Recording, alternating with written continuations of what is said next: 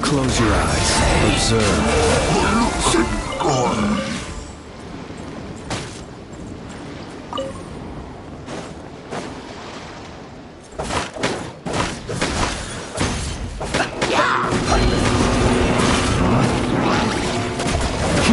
Can't hide the truth.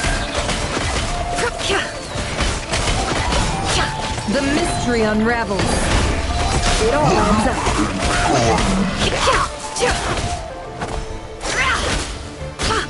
Shower me with praise! Let's blow bubbles!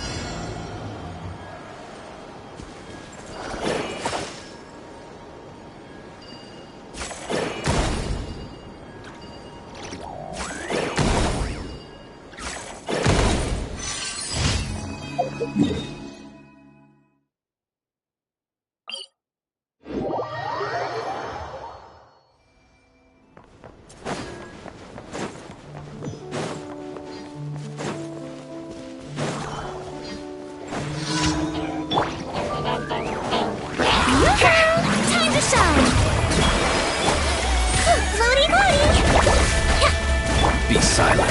Observe. Night falls.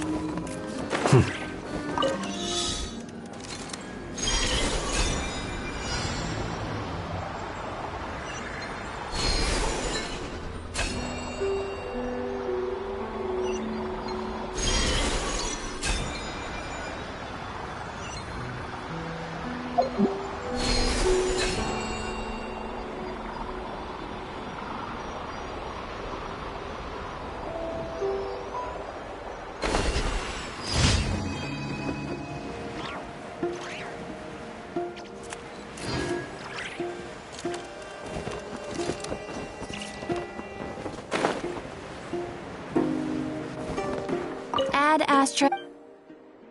Thank you for completing. Ad Astra.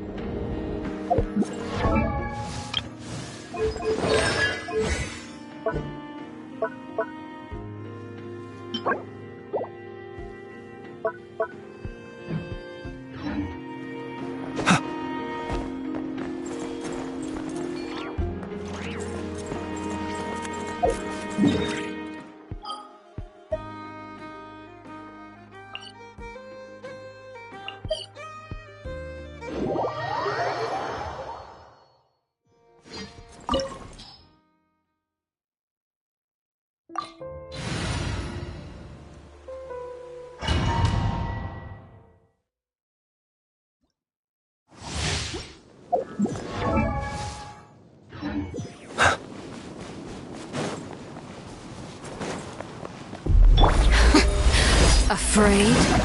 Or do you not even have the courage to be afraid? Is it my turn now? With these rising flames! Now that's more like it. The deception ends here. How amusing. Shower me with praise! Let's do! Close your eyes. With the fall of darkness, destruction shall rise.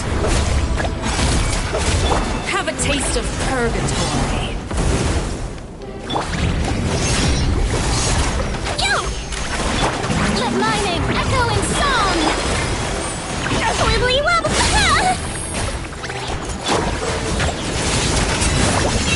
Not bad.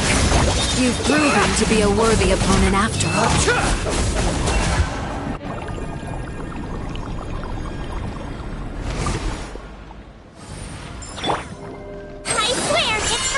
Research. All kindness has been seared away. My blade is all that remains. No more lies.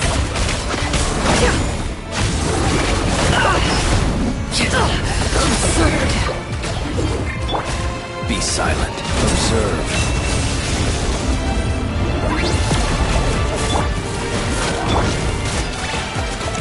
Floaty booty.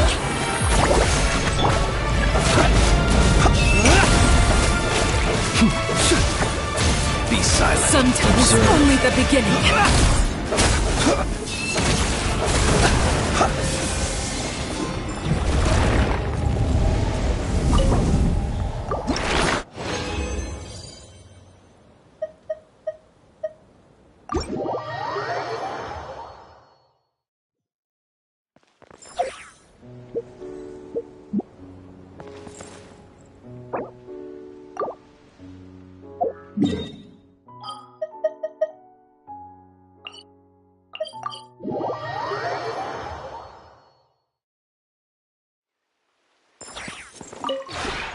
This realm is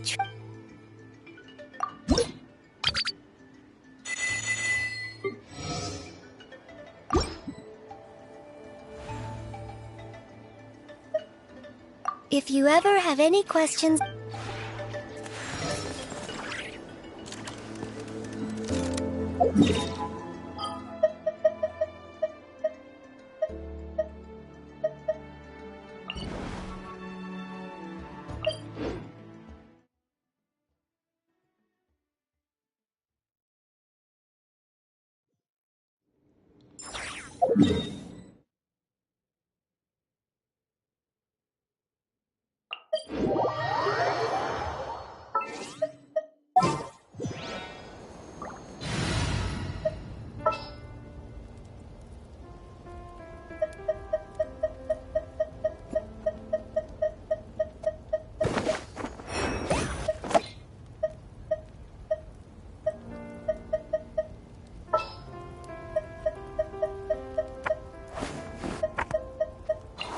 I'll treat your wounds.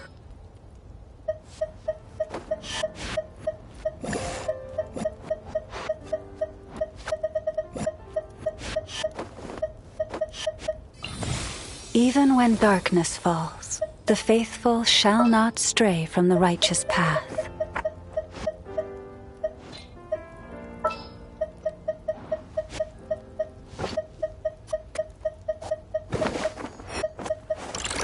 Yay! Playtime!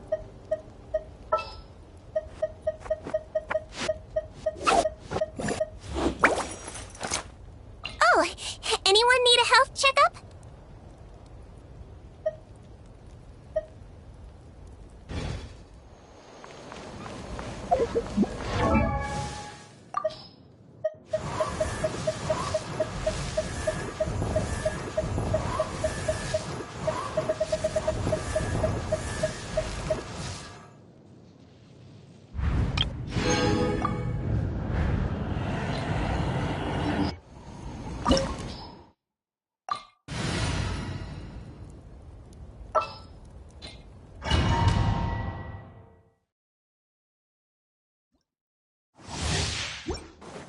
You are but another fool. Don't slip and fall! A delusional dream. You on this! Flash attack! By the frost moon of old, branches of... The mystery unravels. The riddle remains unsolved.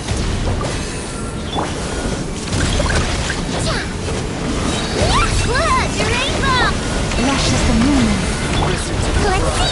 World reborn. You might feel a little bit!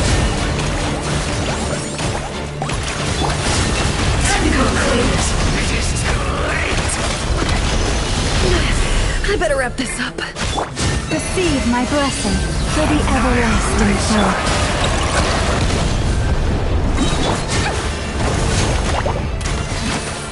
So cool!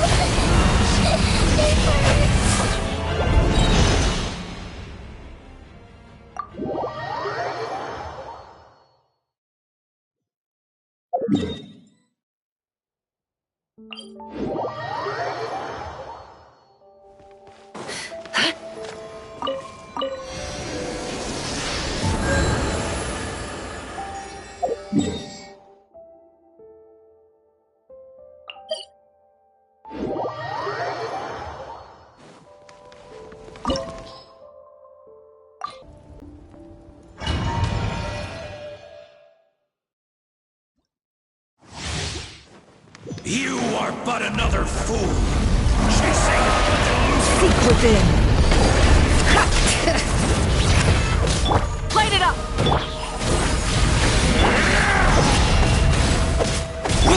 You two! Time to end! Light of the blazing sun!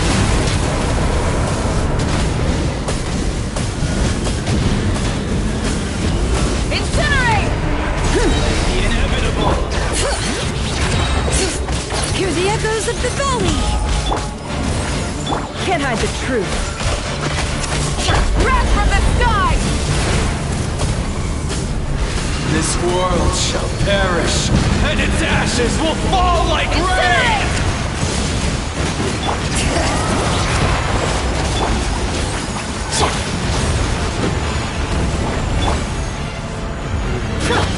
Keep plowing! Keep Papa! Light of the blazing sun!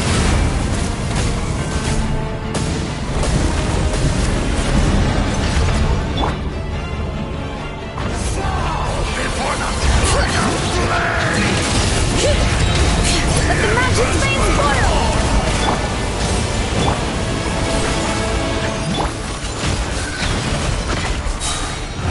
The deception ends here.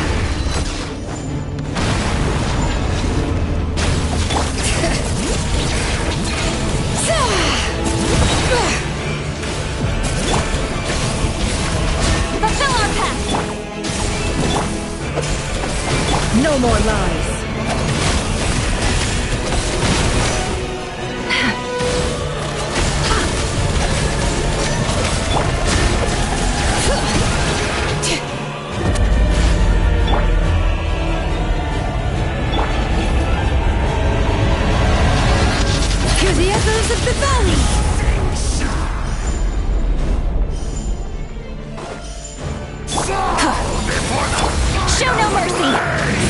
spin.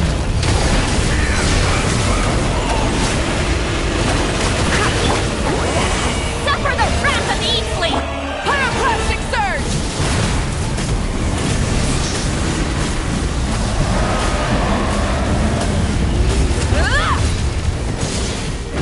Rise with the...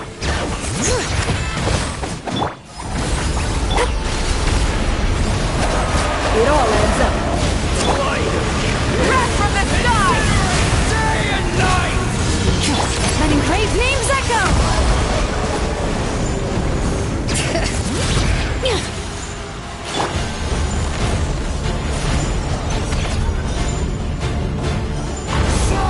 Before the final blade! You two! Time to hit! Pyroclastic surge!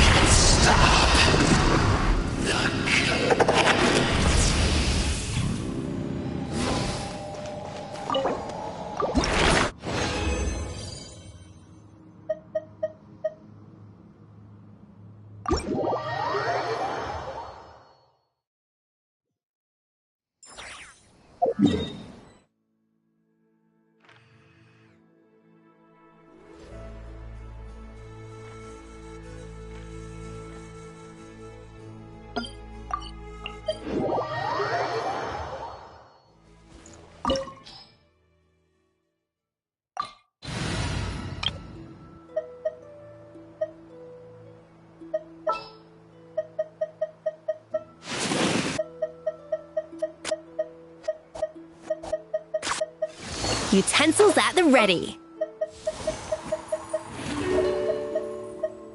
For justice.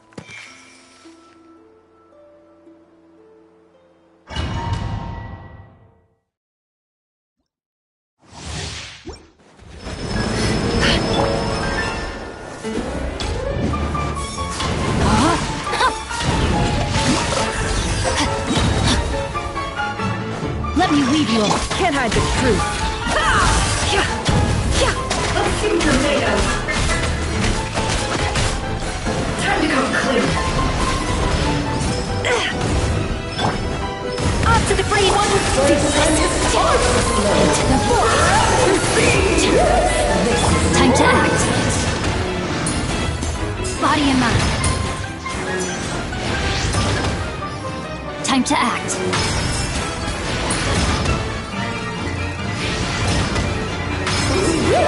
This is more like it. Rain outlines your fate. Witness the power. The deception ends here. A little elusive.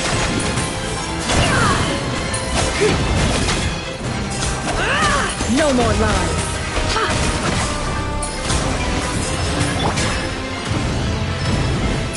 Merciless. Paradigm shift. The pinnacle of excellence. I'm flying. You can't get me up here. Time to act. No, my sword.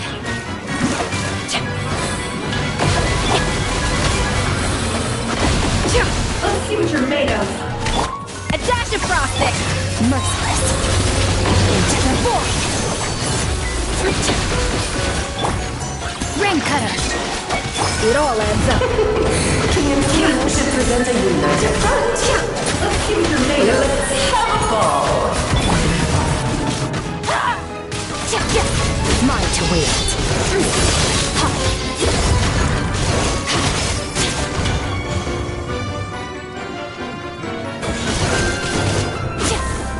A little elusive. Rain outlines your fate.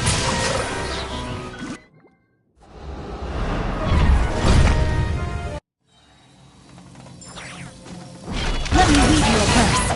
The mystery unravels. Can't hide the truth. It all falls into place. Up to the breather. Oh, this is all getting Not rather my sword. dreary. Rain outlines your fate. Darling! Goose on the loose. Ow! A little too Witness the power of toasty. Gugwa. No more lies. Can't hide the truth. It is time The to deception slay our ends foes here. with one almighty This calls for some strike. pomp and ceremony. Good lord, I'm forgetting your lines. Where were we? Body, let me read you a verse. It all adds up. Dance, my dearest. Can't hide the truth. Try to remember the steps this time. It all falls into place. Oops. I thought I had Time to... Rain, not good. Witness the power. The pinnacle of excellence. A little elusive. A few tomatoes. The mystery unravels. a symphony of cannon fire. One blast is Up to the quite freezer. enough.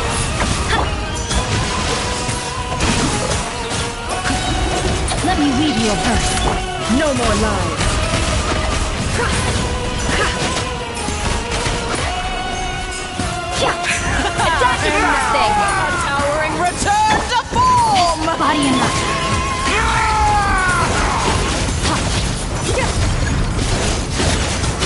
Oh no! Sorry, my dear. No, my sword. Blundering Rain outlines your You're ruining the show. Rain cutter. A burst of flavor. A little elusive. It all adds up. Time to go clean. Seek within. Extinguish my tail.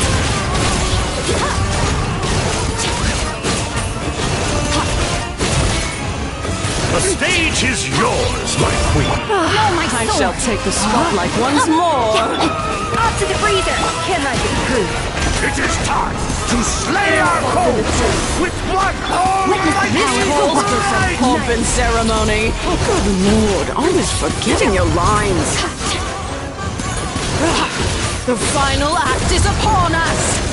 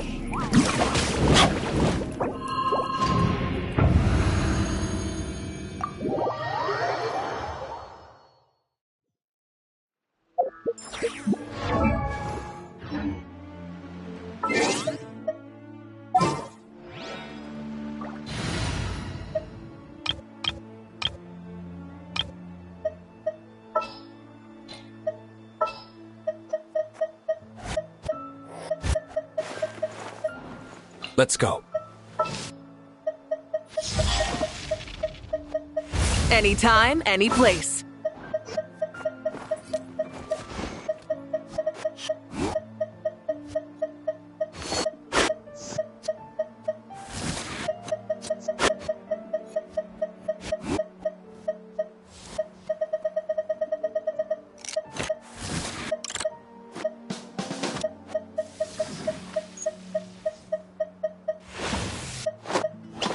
You want me on your team?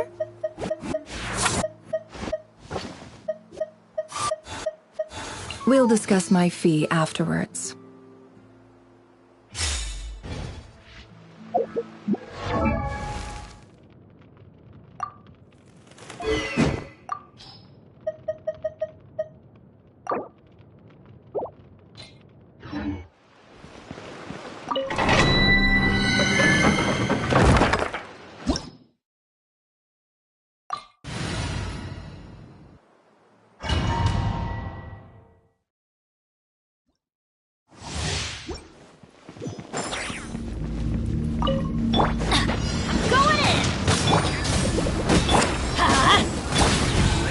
To the wicked!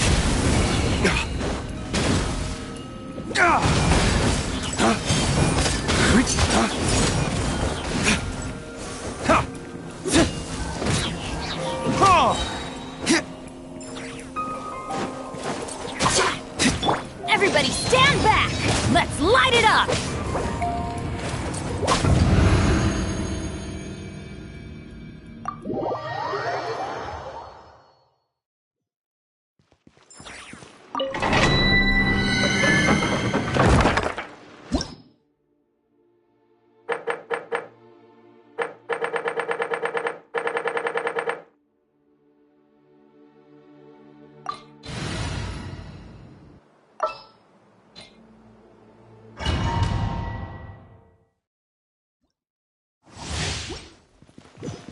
Adventure time!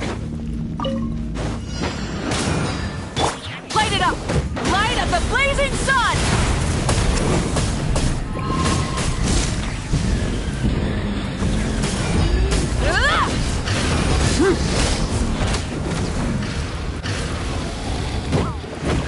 Going in!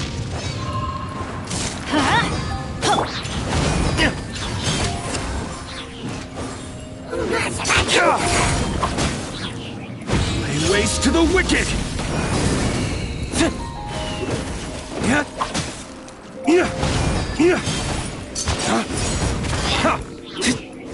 Let's light it up!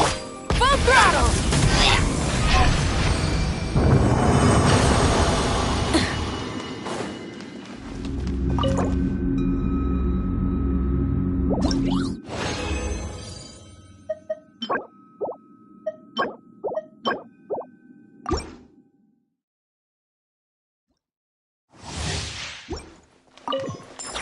Rise with us! Everybody stand back! The deception ends here.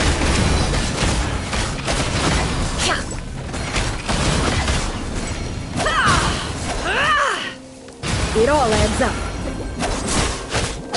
Off we go! Adventure! I'm going in! Off we go!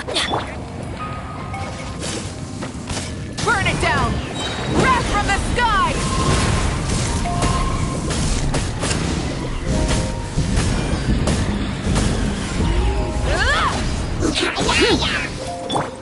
Lay waste to the wicked!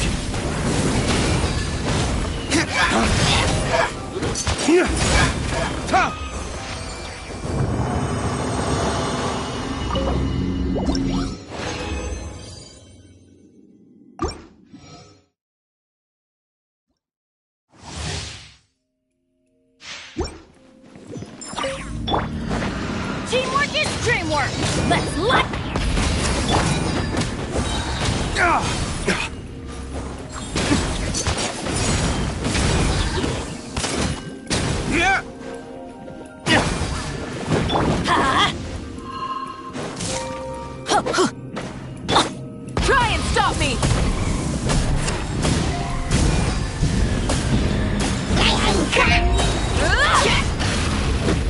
dawn, break forth!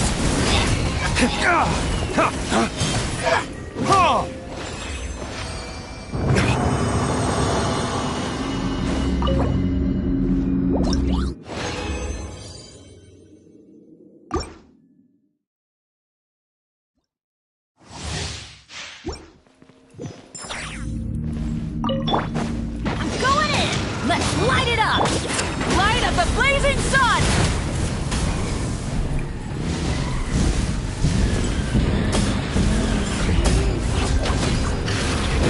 Light it up! No more lies. The mystery unravels.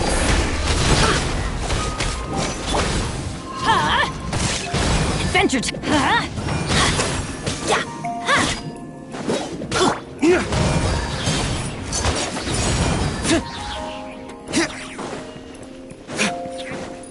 Flames, purge!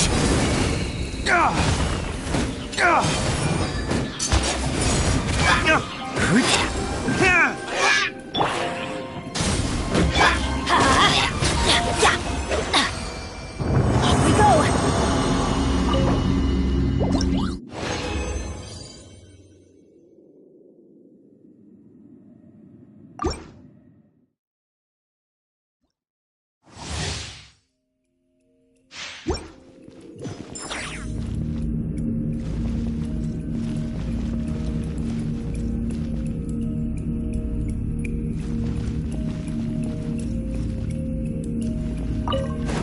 Everybody stand back!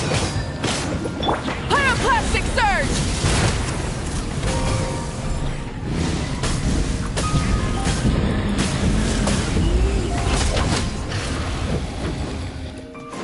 Burn it down! It all adds up. Teamwork is dreamwork! Let's light it up! Flames, purge!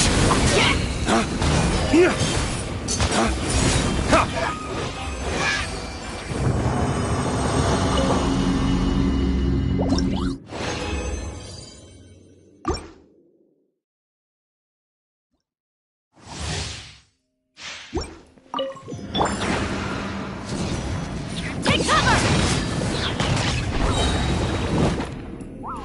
Everybody stand back! Full throttle!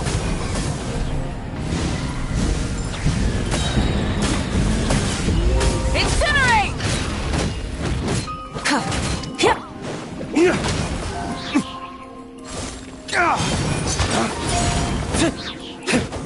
Can't hide the truth. Light it up! Yeah. Light up the blazing sun!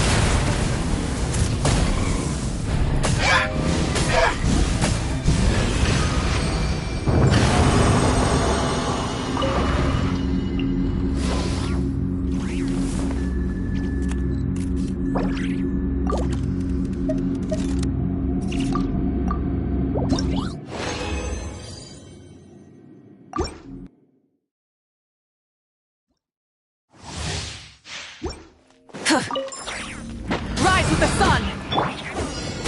Teamwork is dreamwork! That's gonna hurt in the morning! Let's light it up!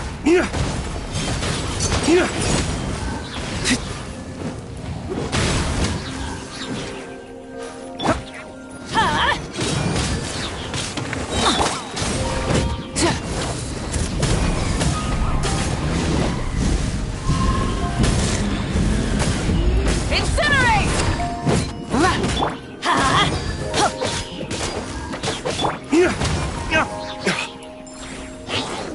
Lay waste to the wicked!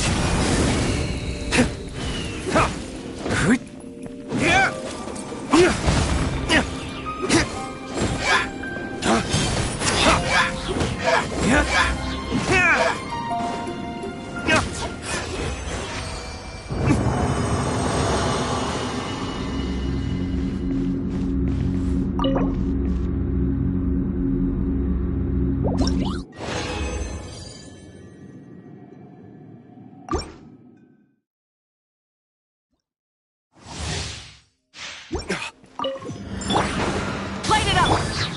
Everybody stand back! Pyroclastic surge!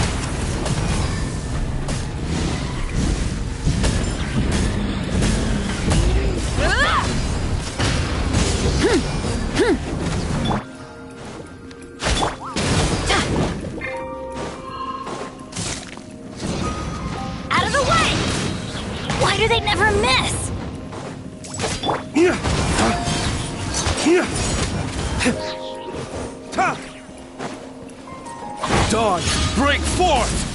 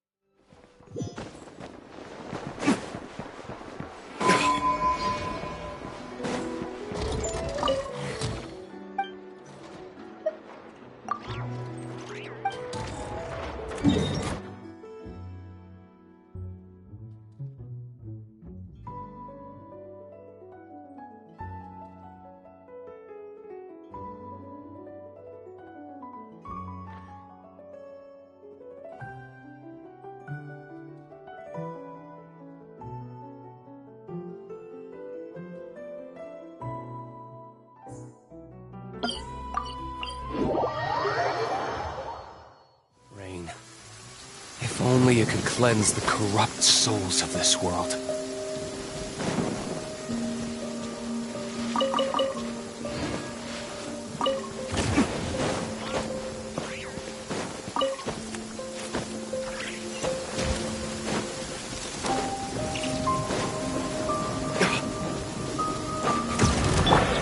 I'm going in! Let's light it up! Rise with the sun!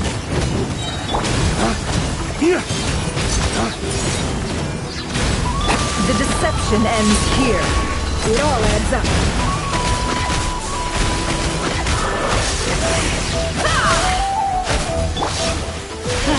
Teamwork is dreamwork!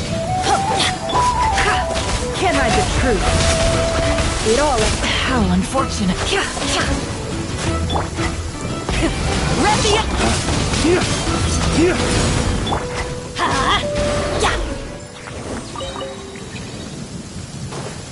Adventure time!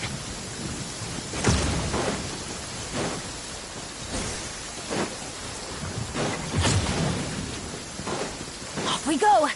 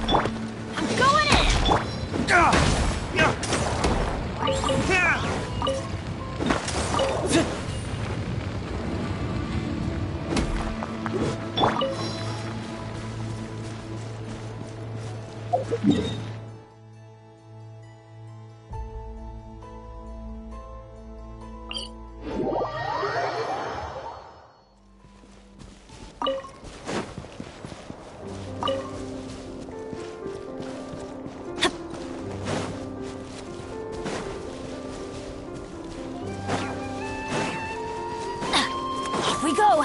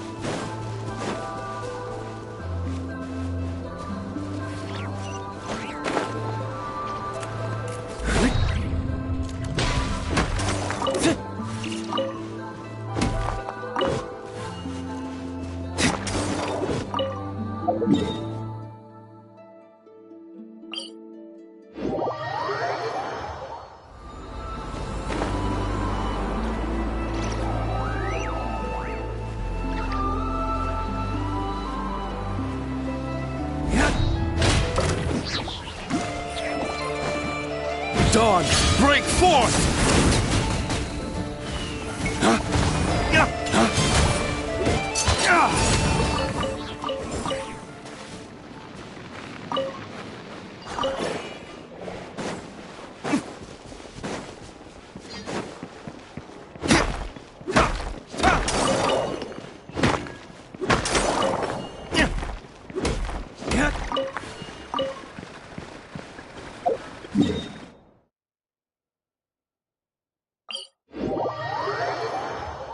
I don't need an umbrella, but you can use one if you need.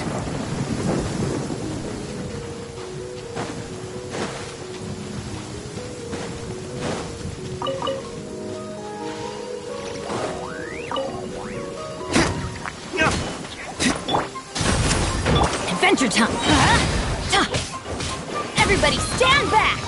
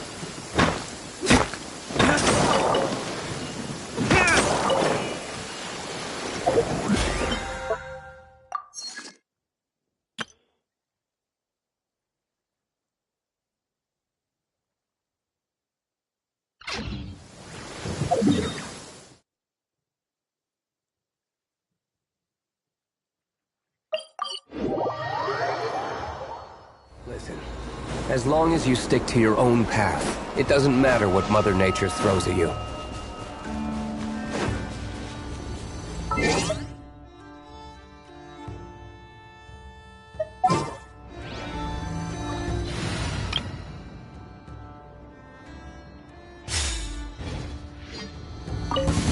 Now it's your turn. Change the plan. The mystery unravels. No more lies.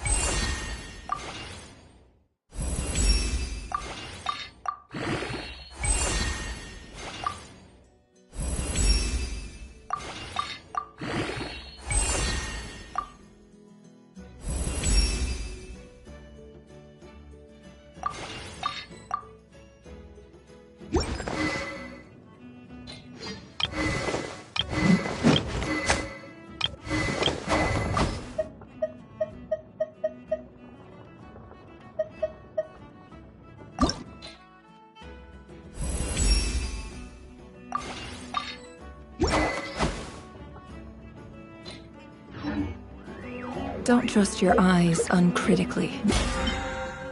They'll only see what they want to. So don't be your own...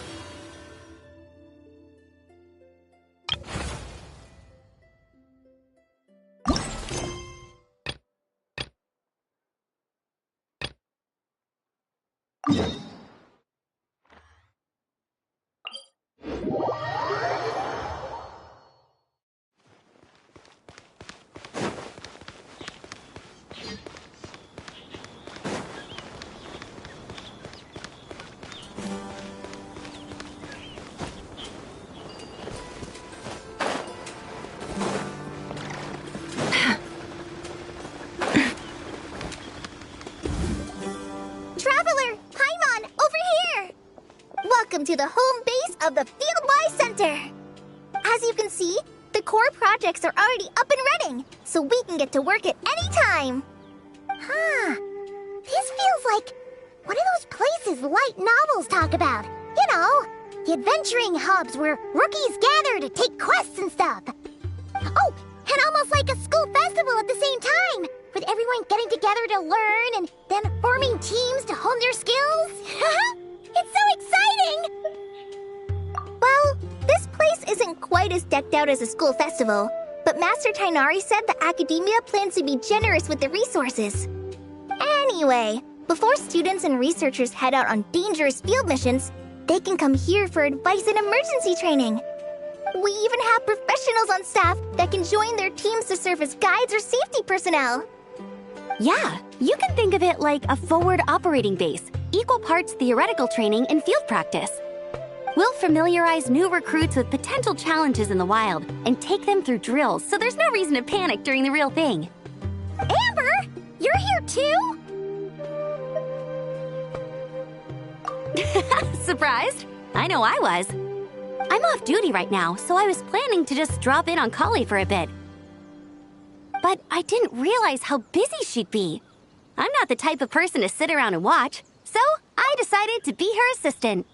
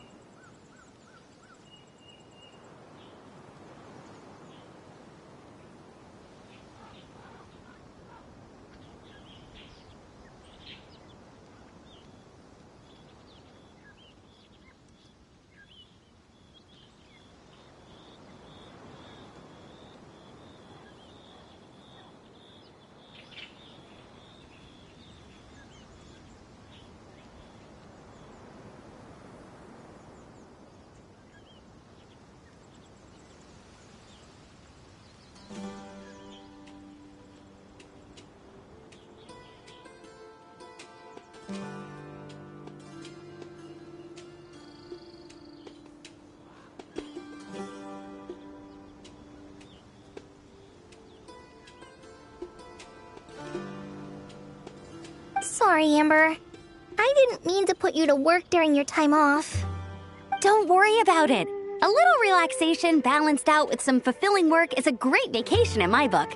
Plus, I've learned a whole bunch of stuff too. And I got to see the Traveler in Paimon again. I mean, it just keeps getting better. We should have a giant feast once we're done here. How does that sound? A feast with the first friend we met in Sumeru and the first friend we met on our whole journey.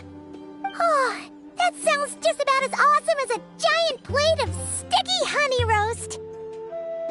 All right, down to business then. Kale and I are in charge of the Scouting Speedsters project. The focus is using devices and machines to pass through hazardous areas, survey terrain, and get details on potential threats. Plus, a mortar research indicates that during dangerous situations, having the support of an adorable companion can help set adventurers' minds at ease and prevent excess nerves. So, we took inspiration from Cullen Anba and Baron Bunny to create 2 scouting devices that are both adorable and useful. Cullen Anbot and Bar Drone Bunny. So far, feedback has been pretty positive. Once we've collected enough data, the academia will continue to refine the scouting buddies and release even more designs. A bunch of Kulanambas and Baron Bunnies running around the wilderness? What is that gonna look like? Plus, with you to guide our 2 little scouts, we'll be able to obtain some great data. Once you have a more complete understanding of the Fieldwise Center, you should come test them out. Now come with me. I'll introduce you to the other consultants. Oh yeah, the lady with the greenish-blue hair also has a super adorable device over there. But it does something completely different than our scouting buddies. I'm looking forward to seeing it in action. Oh, hey! Another familiar face! Come on, let's go say hi.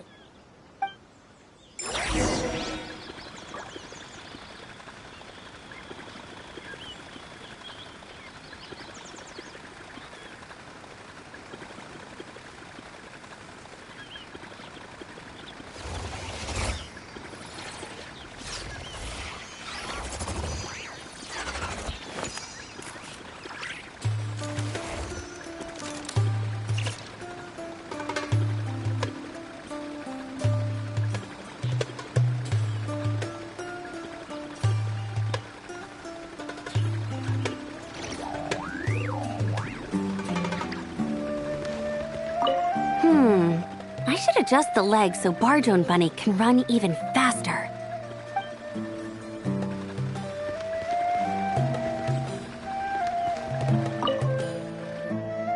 It's really that popular. The internal locomotion mechanism is clever enough, and the execution on the terrain recognition, remote control, and weight detection modules isn't bad. But the appearance... it might as well be a doll for a child. No, this won't do. Madam Farzan, great news! The Traveler in Paimon agreed to join! The Fieldwise Center just leveled up big time, huh? Hello, Madam Farzan! We're here to help! Well, look who the cat dragged in. Excellent job, Kale. Snagging 2 top experts with undeniable adventuring expertise. Now the League won't be able to say a word, no matter what kind of feedback I give. Now tell me, what do you think of this puzzle, pal? Whoa! It looks just like you! It's a collaboration between my juniors in the Haravatat Darshan, the Puzzlers League, and the Synopsium on Ruin Mechanisms. Clearly, the technological aspect is quite advanced. But the appearance... it couldn't be more childish. You should have seen Anise, defending this design choice with more passion than her thesis. Young people these days. Far too obsessed with making things cute. Huh. Paimon kinda likes it. Kali and Amber were just saying how cute companions can help adventurers stay calm. With a doll that looks like you by her side, Paimon thinks she could go adventuring in a super dark ruin and not even get scared. Well, that line of thinking does have merit. And I suppose choosing this particular appearance is a sign of their respect. For me. Still, there are adventurers who place greater emphasis on reliability and technical composition.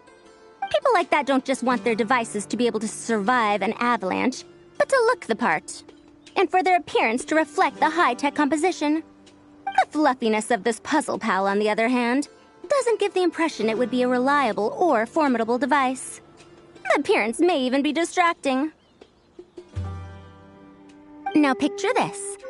A thick metal casing, square in shape, with a matte finish and openings to showcase the complex technical composition. I'm the perfect example of this. I have a youthful appearance, and so people question me on occasion. If I had a head of white hair instead, things would be different. Really? Then, do you want Paimon to talk to them? She has white hair. What? No! That's not the same thing. I didn't realize you had such strict views about this, Madame Farzan.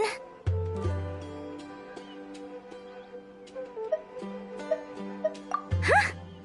So, even you prefer this version? Well, if that's what you really think, then fine. You'll have to come back and test it out on some puzzles, Traveler. I'll rate your effectiveness in using the device and come up with a user manual based on your performance. As for improvements to its appearance, long-term observation is required, so I'll put that aside for now. I've already selected a few of the most suitable domains, so we can begin the puzzle-solving process at any time. Thanks, Madame Farzan. I'm just gonna take the Traveler and Paimon to see the final project. But it shouldn't take long. Don't worry, Kale.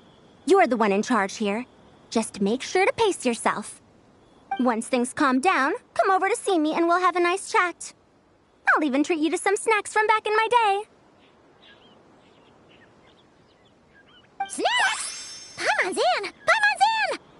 Thank you, Madame Farzan. I'll bring a few boxes of floral tea as well. Go on now. Do me proud.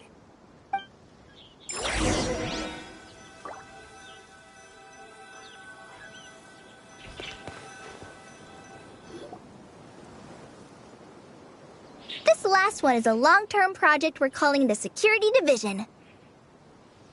Thanks to General Mahamatra Sino, we've been able to bring Dia on as the instructor and Candace as the coordinator. They're putting together a combat test right now, but they should be back soon. Hey, looking for us? I guess we showed up right on cue then. Wait, the Traveler and Paimon are joining as well? That makes things a whole lot easier. Sorry for keeping you waiting, everyone. But we managed to bring back some good intel. Intel? Huh, this is starting to sound intense. Of course. What better way to protect the students than to sweep through the desert and rid it of all potential dangers? Not a bad plan, right? You in? Not the best time for jokes, Dia. Besides, when it comes to striking down danger, the Traveler is a woman on a mission. She might take you up on that offer. Defeating anything that might pose a threat? Even if the Traveler worked non-stop, that could still take years. We'd have to stop traveling. Paimon doesn't even want to think about that. Time would be the least of our problems. Some dangers aren't visible to the naked eye, like the scorpions burrowed underground, or the terrifying raptors sleeping in the trees. You can't get rid of them until they jump out to attack you. For situations like these, we'd have to combine Madame Farazan's recommendations with Amber's approach to scouting, calculating our chances of encountering enemies and our expected operation times. Whoa, whoa, whoa, pencils down, everyone. That was just a joke. The Security Division's goal is a lot simpler, actually. We're just here to ensure that fieldwork teams include trained combat personnel. Some of this work has been entrusted to the Blazing Beasts and other mercenaries, but members of investigation teams who pass the combat test can also qualify. Before an investigation team is allowed to head into a dangerous area, the group must include at least 2 professionals who have passed the assessment. And Dia and I were just out collecting intel on the best place to hold the test. We found a domain filled with monsters and bandits of all levels. Hopefully, they don't mind us borrowing their stomping ground for a bit. It'll only cost them a few smacks on the head. Oh, so we just need to supervise, right? That's right. Participant safety is our utmost priority. So we'll organize a group of capable personnel to take it in shifts. We still need to figure out our testing metrics, though. Fighting is different from an actual exam, and there's no one right answer. Mercenaries like me, we all have our own style. That's not a problem in actual combat, but when it comes to teaching, we tend to stick too much to what we're used to. So, we need someone to give us a baseline. Someone who has the experience, but also takes a more flexible approach in combat.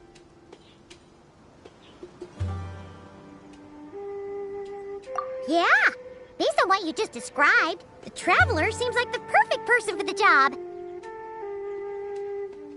Great. Working with you is always a pleasure, Traveler. Smooth as butter on a steak. Don't forget about compensation for the Traveler in Paimon, Dia. You agreed without doing the math first. It's fine. We'll just split the funds Kale wrangled for us, 20-80. 10 for me, 10 for you, 80 for the 2 of them. Wait, we're getting 80%? Don't sweat it. We're just in charge of the long-term operations. You're the one setting the metrics for the whole thing. So I think we got the better end of the deal. We've talked about a partnership in the past, haven't we? Well then, consider this the perfect place to start. Then I'll draw up a detailed overview of the compensation so it's clear for everyone. That'd be great. And don't worry, Miss Candace. About that piece of land you're leasing to the academia, the one used for grain storage, I managed to get them to agree to a 30% increase in their rent payments. Oh, thank you. Those funds will go to fixing up some of the village facilities, which should make for a more comfortable experience when investigation teams stop there in the future. All right, we should finish up our arrangements for the combat test. Stop by our station when you're ready, Traveler. See you soon. Oh, you sure are the beating heart of this operation, Kale. You brought the whole gang together. Oh, no. I'm just doing what I can. I still have so much to learn, so much work to coordinate. But for now, let's just give it our all. You bet! We'll make the Fieldwise Center the best it can be!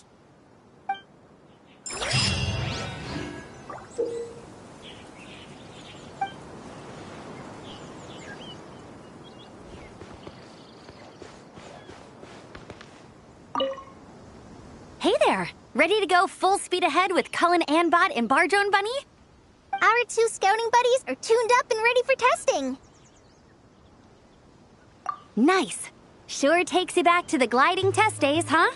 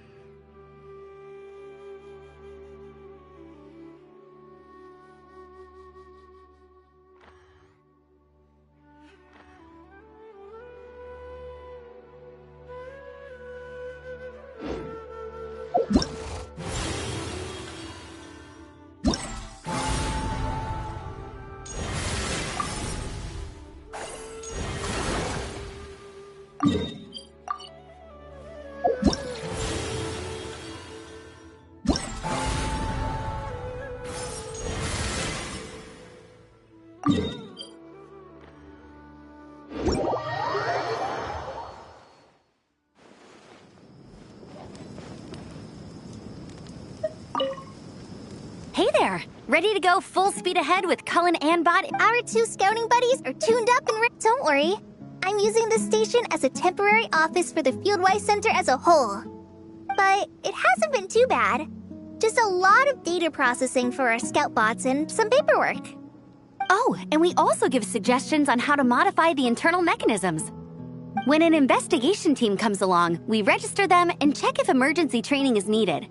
Then we take care of the departure procedures, allocate the required personnel and equipment, and then we monitor the situation with their camp provisions and touch base with the logistics staff. I don't mind.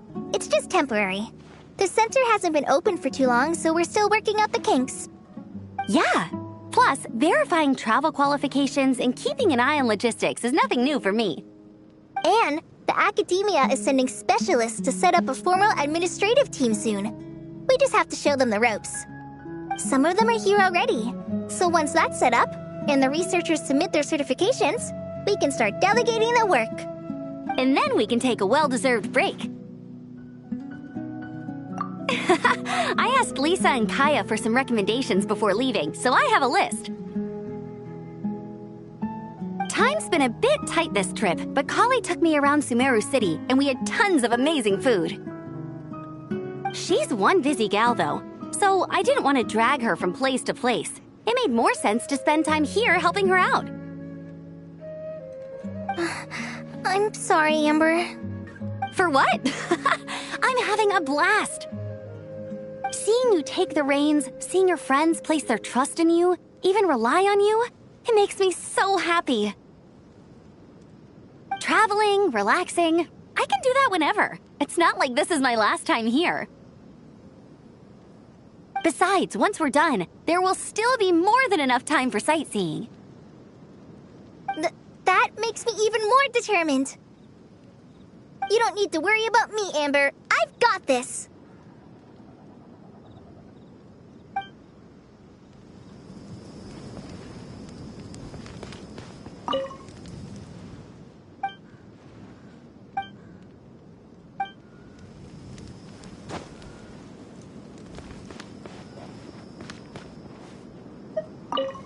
Oh, you're back. Ready to delve into the art of solving mechanical puzzles? Or did you want to have a chat? As you wish. When it's you doing the asking, I'm an open book. Refined, naturally. Not that I have anything against cuteness. A plush little thing with big eyes and a round face. I could see the appeal as much as anyone. But at my age, clinging to such objects like a child is somewhat undignified. Now, some of the newer stuff on the market is just exquisite. Made with the finest material, sculpted in elegant lines with features that glitter like gemstones. The element of cuteness is there, but it also doubles as a piece of art.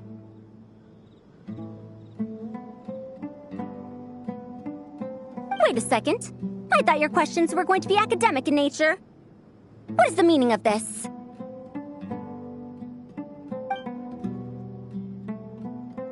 Ahem. Fine. I'll let it go this once. But that excuse won't work a second time.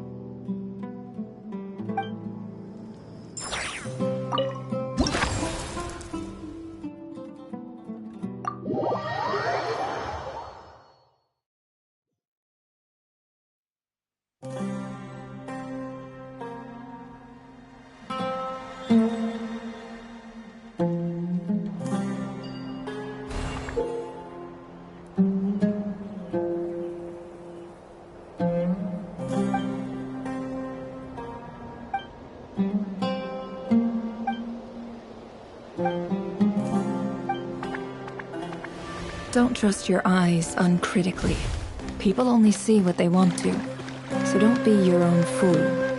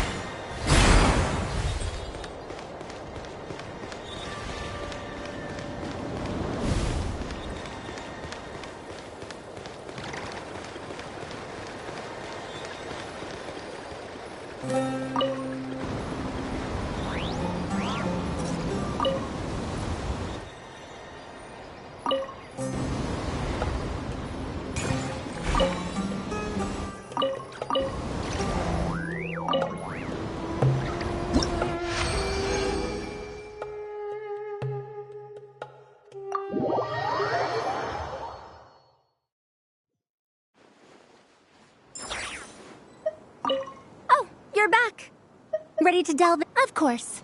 Don't let me keep you. Come back whenever you're ready.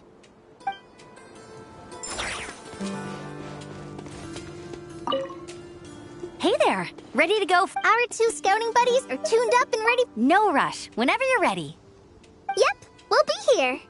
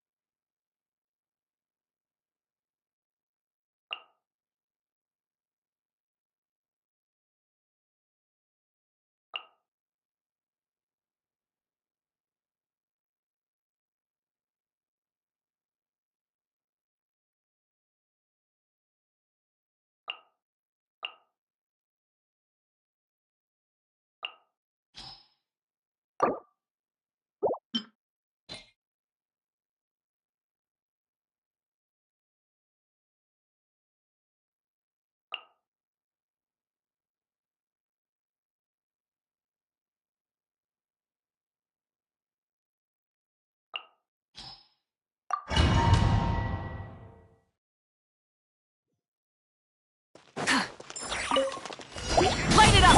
A little ambiance. The deception ends here. It all adds up. Wrath from the sky!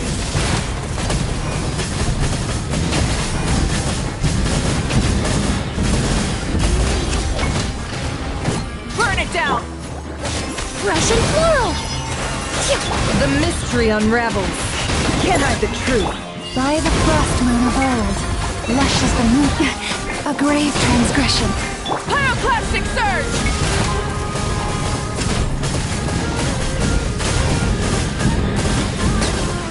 Incinerate! Rise with the sun! This'll brighten up the place. The deception ends here. It all adds up. With one heart, we pray. Receive my blessing.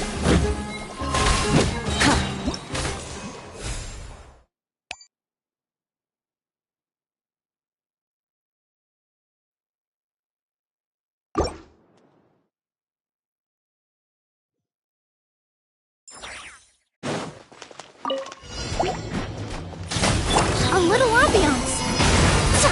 Wrath from the sky!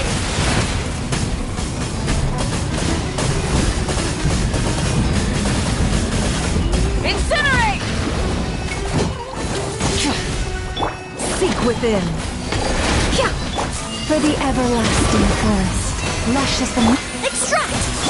Try and stop me! Light of the blazing sun!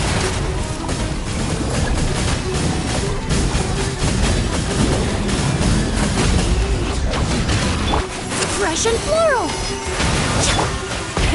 Rev the engines!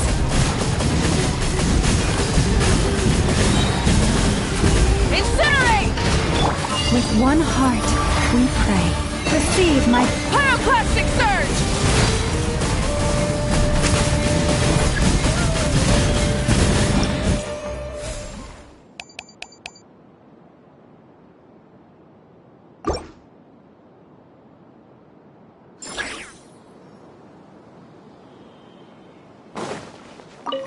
Installation chamber. Go claw! Let the world come alive! Settle down. Be sanctified.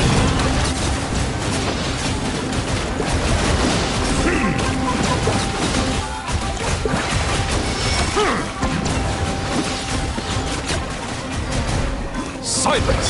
Annihilation mode. Defensive mode. Chew on this! Look! Strike a pose! Time to shine! The tides beckon. Settle down.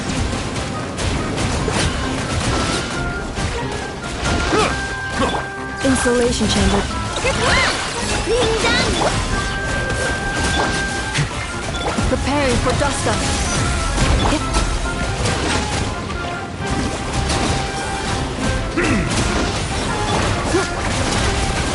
Cleanup sequence initiated. Lash attack! Let the world come alive! Be sanctified.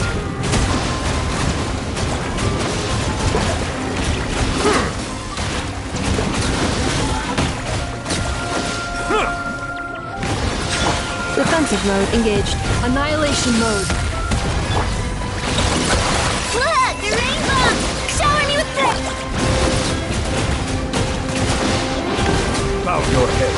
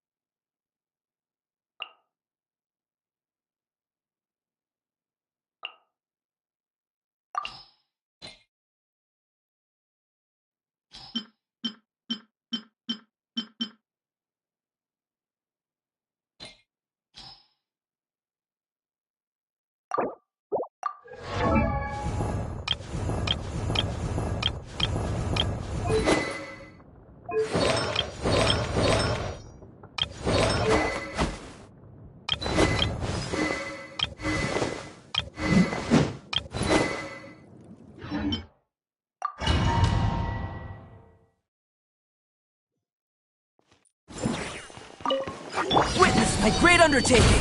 Burst forth! Order guide you. Gather! Fire! Well, coming at ya! Nah! Hey, disrupt! Scatter! Feel this ancient power! Come into being! This is order. A proper send-off! From the spin of Hey there!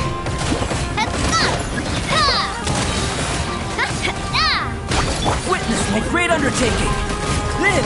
I will have order. Solidify. I am the cutting edge of fashion. A proper send-off! From this coming at ya! Feel this ancient power! Come into being! This is order. Stabilize.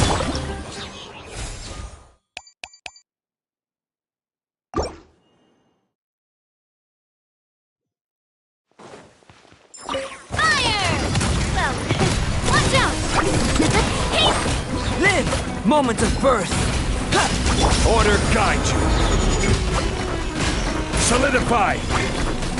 Scraps of color. Scatter! Coming at ya! Attack! That's the way. Burst forth. Feel this ancient power. This is order. Stabilize. I am the cutting edge of fashion. Next customer. Hey there! A proper send-off from the Spina with love. Witness my great undertaking. Order guide you. Solidify. Scraps of color. Scatter! Watch out! A proper send-off from the Spina. Feel this ancient power. I will have order.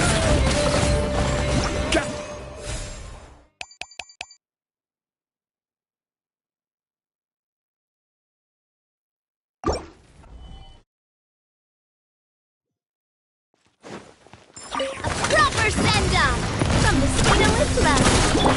Then, witness my great undertaking. Order guide you. Stabilize. Lend me a hand. I am the cutting edge of fashion. Coming at ya! Fire! Well, Come into being. Moment of birth. I will have order. Gather. Delicate as silk. watch out! A proper send-off from the Spina. Burst forth. Feel this ancient power. Order guide you. Stabilize. Scraps of color. Scatter! Watch out! Hang it! Attack! Come into being. Moment of birth. I will have order.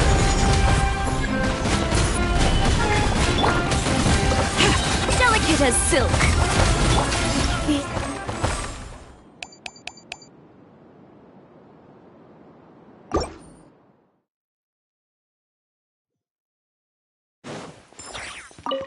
Proper send-off from the watch out! Witness my great undertaking. This is order. I am the cutting edge of fashion. Watch out! A proper send-off from the Spina. Burst forth.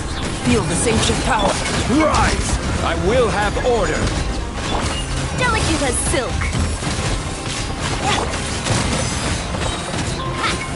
Watch out! Attack! Come into being. Moment of birth. This is order. Crumble!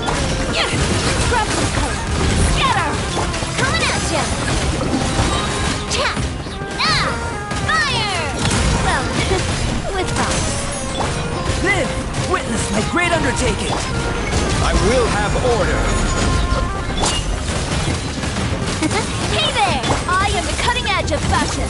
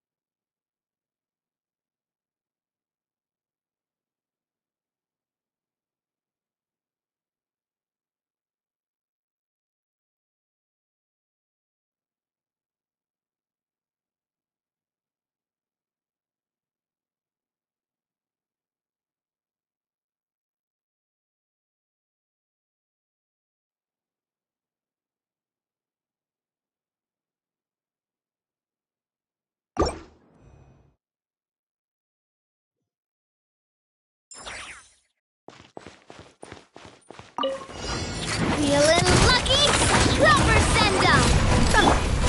Feel this ancient power. Solidify! This is order! Scraps of color! Scatter!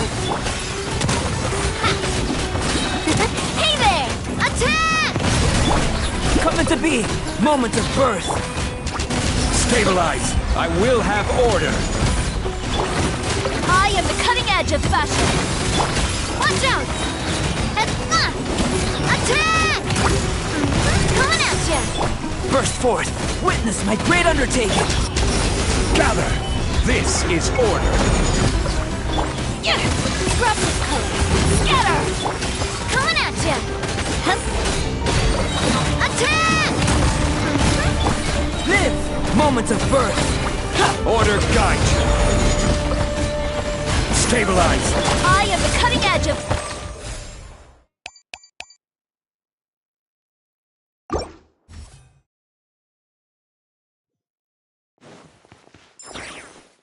Attack! Watch out! Burst forth! Witness my great undertaking! Gather! This is order! Delicate as silk! Yeah! A proper send-down! Moment of birth! Solidify! Order guide you! Scatter! This one's got your name on it! Attack! Coming to be! Feel this ancient power! I will have order! I am the cutting edge of fashion! Let's go, Tomato! Watch out! A proper send-down! From the Stenoist... Hey there! Moment of birth! Order guide you!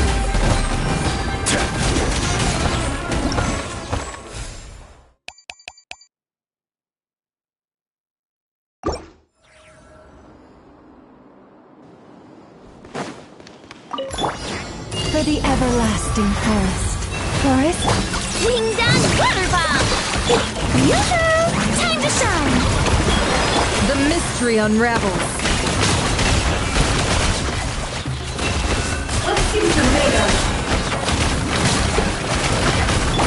By the frost moon of old, branch into song. Flash attack! Let the world come alive! Seek within. No more lies. Can't hide the truth. Lush as the moon, with one heart we pray. The deception ends here. Time to come clean. Wing down water bomb!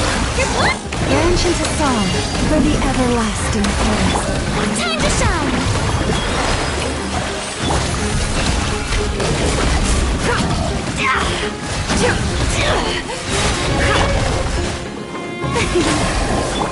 Look, rainbow! Lush as the moon, seek within. No more lies. It all adds up. With one heart, we pray. Leave this place.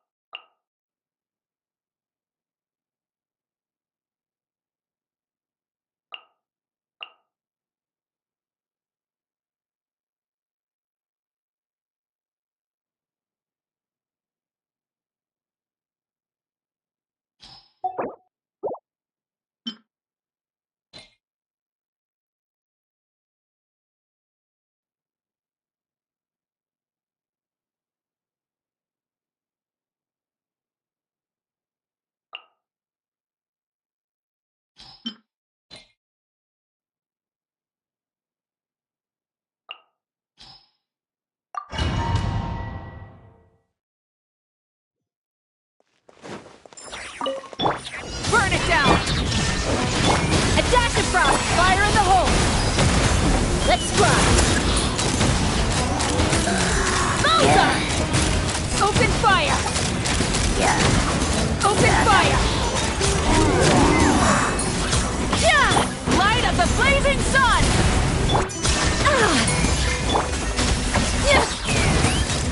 Bullseye!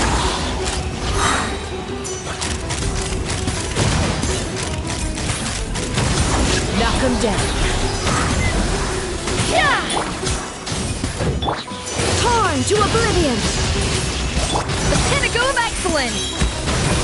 Breath from the sky! Incinerate! Take me up! Locked on!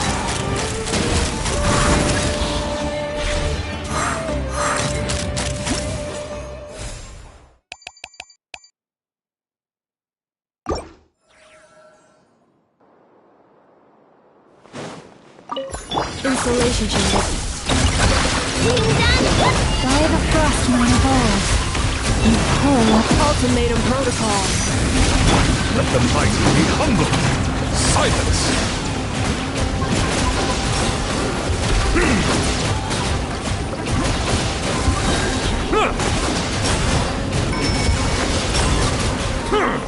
Bow your head. Defensive mode engaged. For the everlasting forest. Branch into annihilation mode. The tides beckon. Settle down.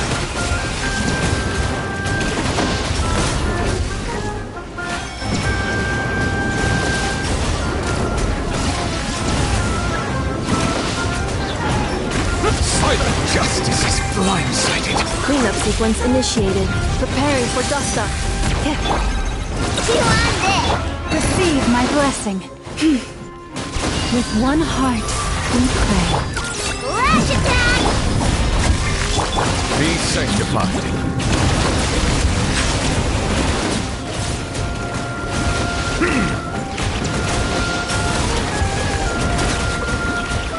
Defensive mode engaged.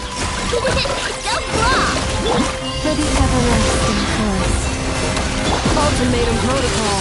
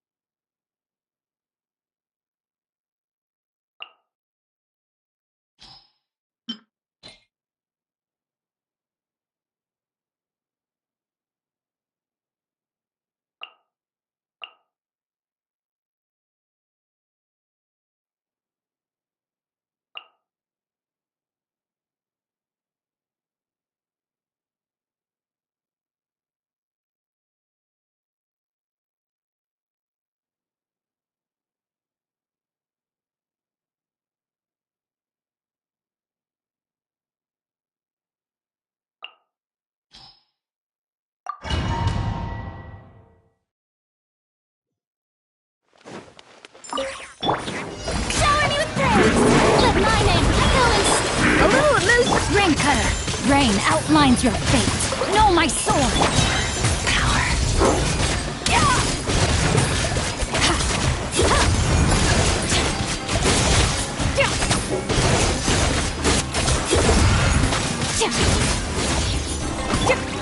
Yoo-hoo! Let the world come alive! A burst of flavor! Let me weave you a verse. Extinguished!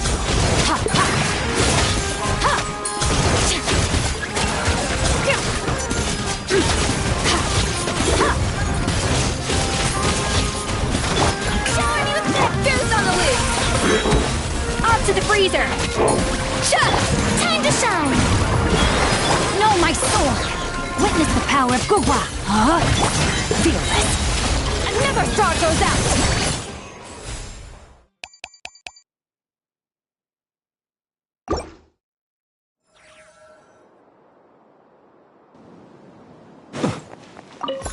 cleanup Use the sequence force initiated. authorized. Preparing for dust. Lash attack! We leave this place with one heart. Close your eyes. Do you fear the dark? Observe. Nightfall. Chew on this!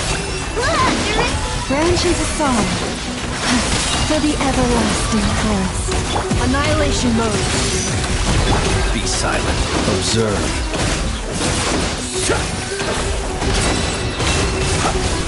Be silent. To dust. Insulation chamber. Ding dong water bomb! Lush as the moon. With one heart. We Observe. Be silent. Do you fear the dark? Use the force authorized. Close your eyes. preparing for dust. Futile. Save yourself. Look, the rainbow! Chew on this! Use the force authorized. Branch into song for the everlasting thorn. Observe. Be silent. Night falls.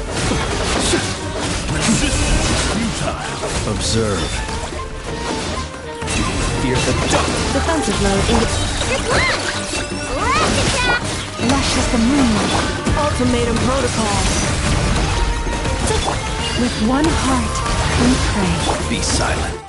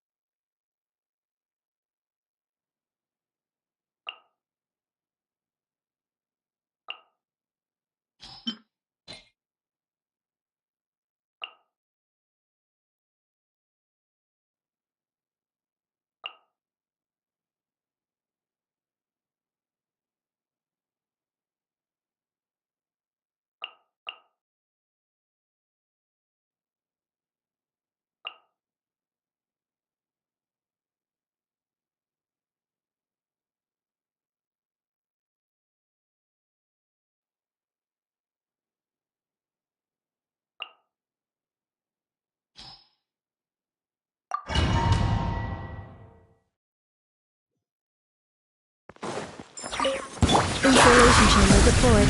Annihilation mode. Ring cutter.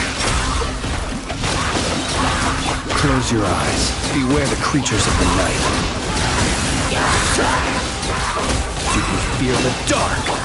Ultimatum protocol. Defensive mode engaged. Ding dong water bomb! Witness the power of Gurwa. Observe. The long sleep beckons. Close your eyes. Do you fear the dark? Lash attack! Annihilation mode. Insulation chamber deployed. No, my sword. Let me read you a verse. Be silent. Close your eyes. Do you fear the dark? The night comes. Be silent. To dust. Preparing.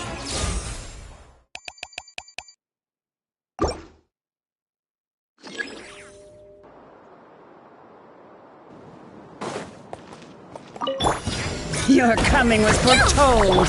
Yoo-hoo! Let my name echo in song. Transfixed!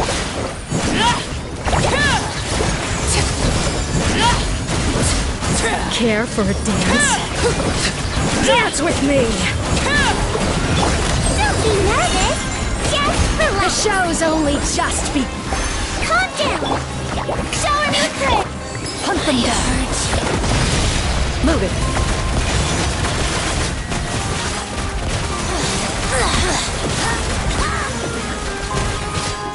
Time to shine! Everlasting as the moon, laid bare.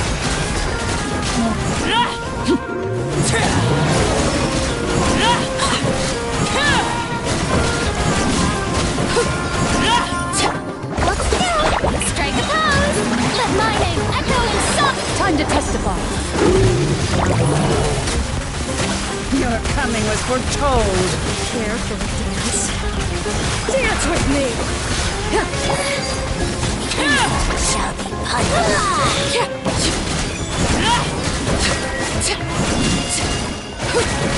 Where are you? Let's see! Time to shine! Hunt them down. Ready.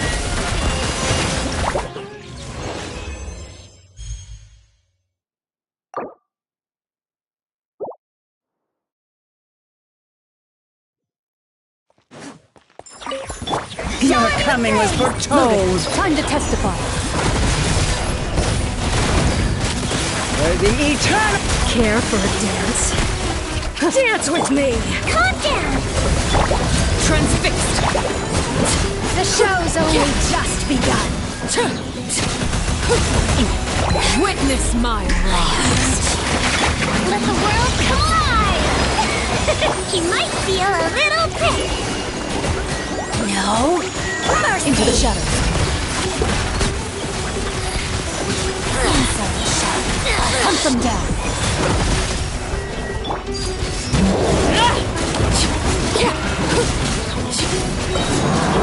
Everlasting as the moon! Shower me with praise!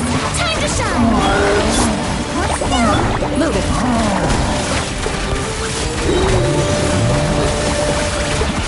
Time to testify! Your coming was foretold. Care for a dance? Dance with me! Witness my rise! Hey! Let the world collide! Calm down! Ready!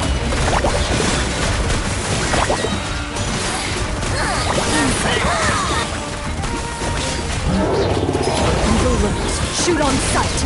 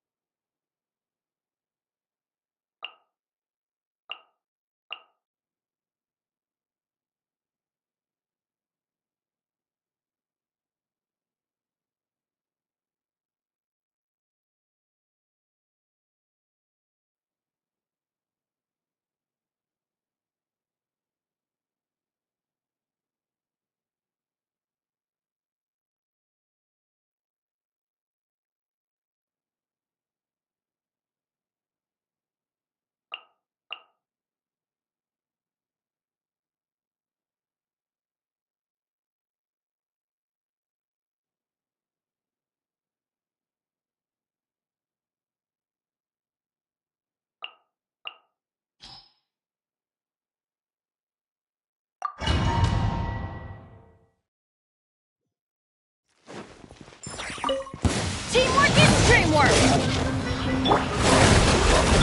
Let's see! Don't be nervous! Just relax! Taking a turn for the better. The doctor will see! Covenant of the Deep!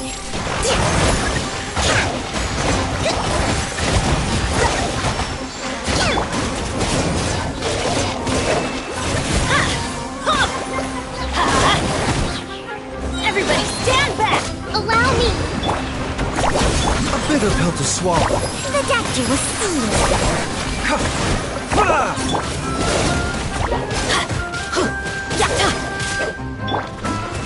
Mind the side effects.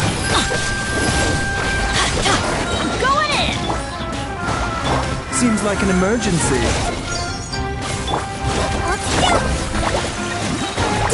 Torrent, bring them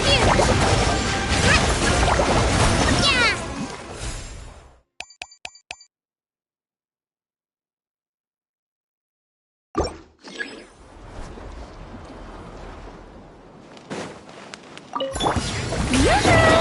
my name echo in song! Adaptive Frost! Rain outlines your fate. Witness the power of Gugwa. Annihilate. Mine to wield.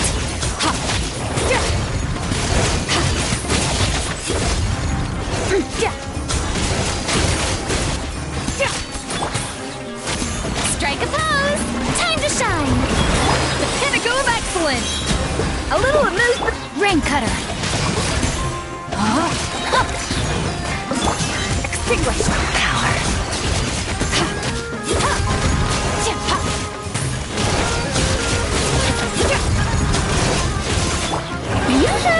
Let the world collide! A burst of flavor! Up to the freezer! Witness the power of Gugwa! Know my sword! Rain outlines your fate! Annihilate! Mine to wield!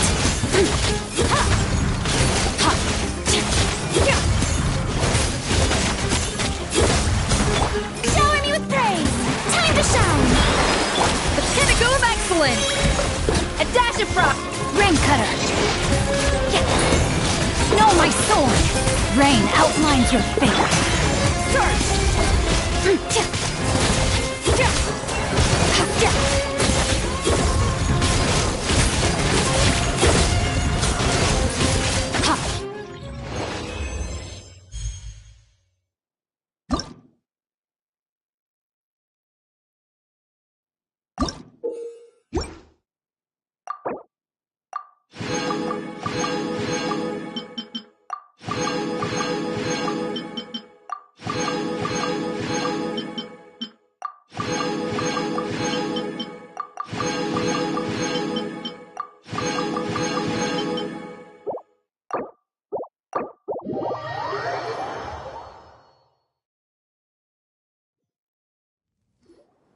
Good news, everyone! The Fieldwise Center is getting a lot of praise from important scholars all throughout the academia. Soon, they'll send a team of specialists to take over the management of this place based on our recommendations. So, thank you for all the support. Wow! Sounds like your hard work paid off, Kale. And you're overseeing the transition yourself. Well done. The young students today could learn a thing or two from you, Kale. Your confidence, your proactiveness, your leadership. It's admirable. Not like some of the ones I teach. So focused on theses and research with no practical skills to speak of. To be honest, I don't feel all that confident. Being the go-between for all the different Darshans, coordinating everything, I still can't quite believe I managed it. Oh, but the Traveler and Paimon played a huge role in that too. I can't thank you both enough. Yeah, we're used to this kind of work. So for us, this was more like a super special camping trip with friends. You know, a few puzzles here, a little exercise there. It was super fun. Pretty much a piece of cake. Oh, man. Now Paimon's hungry. Hey, now that we're all done, why don't we go get some food to celebrate? Candace and I are 2 steps ahead of you. This way, everyone.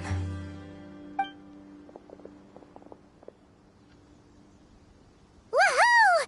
A feast! Perfect timing.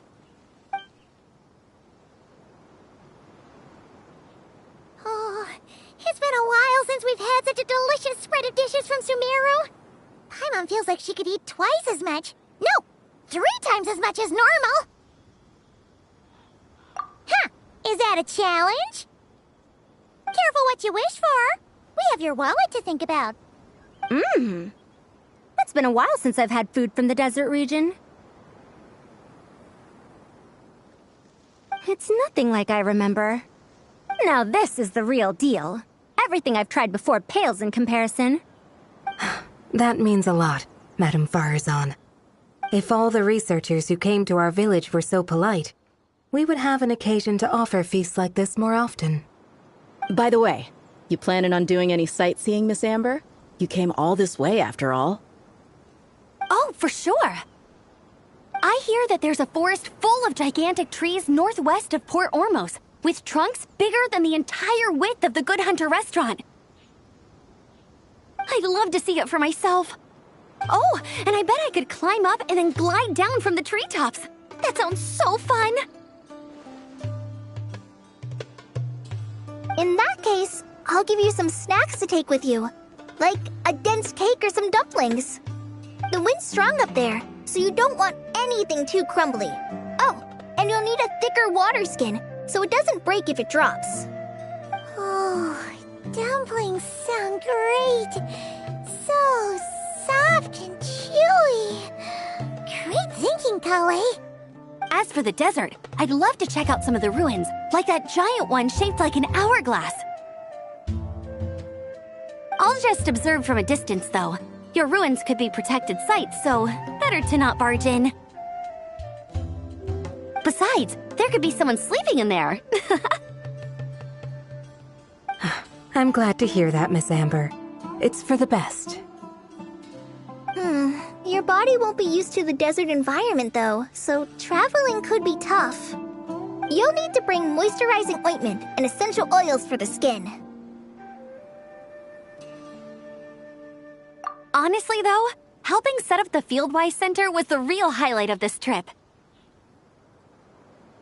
And thanks to you, Kale, I got to make some new friends, too. So I couldn't be happier. Feel free to drop in on me in Mondstadt anytime. I'll show you the best our city has to offer. Don't mind if I do.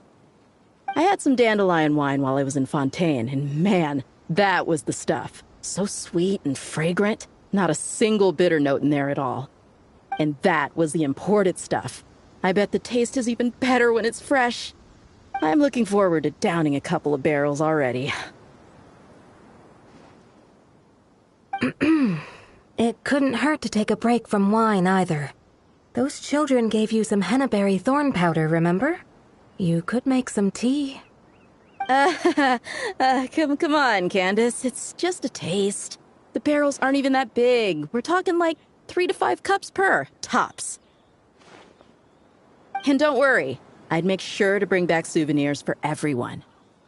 Well, I've heard the Knights of Favonius Library has quite the collection. I wonder if there are tomes that approach engineering from a different angle. Could be worth perusing. I'm not sure about the exact number, but the library's pretty huge, all right. What kind of books are you interested in, Madame Faruzan? I can write them down and have Lisa get them ready for you. Either way, just leave your Mondstadt travel plans to me. Lisa? Lisa Mincy? Cyrus's prize student who he never stops bragging about?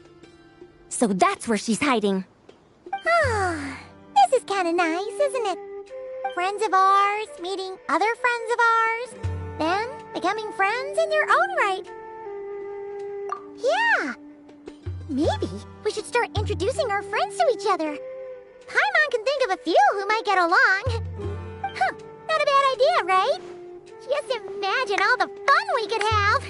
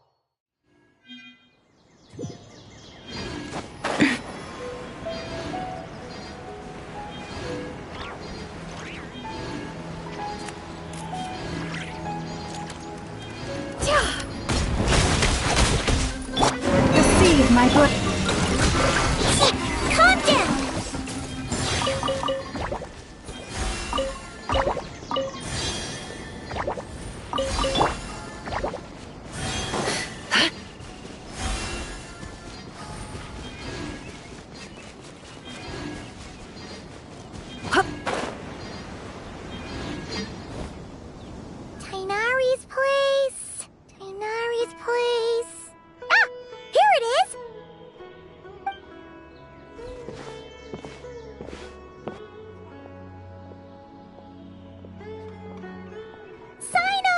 Sethos! Looks like the whole gang's here! Oh, and Layla's here too! But, oh, she doesn't look too good. Did something happen?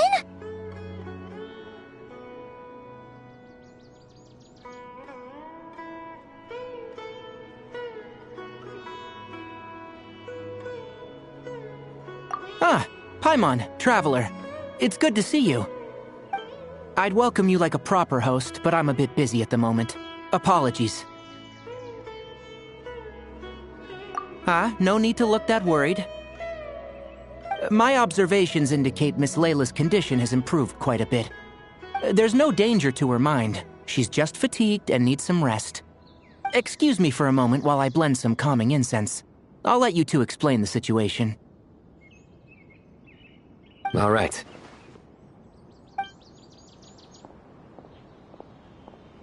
What happened was, Sethos and a few members of the Temple of Silence rescued Layla, who was out in the desert trapped in a state of delirium. She had to be rescued? Oh, that sounds bad. That's all you're gonna say about it, Sino? I mean, we don't want people jumping to conclusions. That's all I can say about it. The person involved is unable to explain what happened to her, so we're limited in what we know. Sorry. My head... still dizzy. The moons... Exactly how many are there?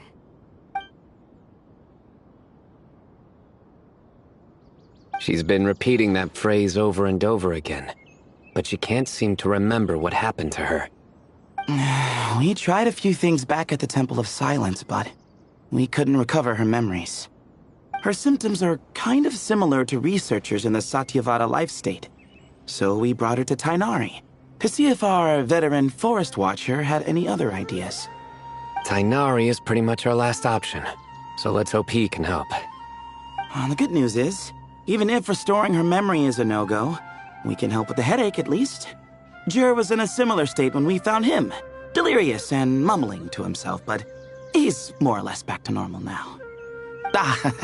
Sorry, I should give you some context first, huh? We should let Miss Layla get some rest. Come with me, you two, and I'll introduce you to the other victim of this incident. Good idea. I'll wait for Tainari here and keep an eye on our patient. All right then, this way.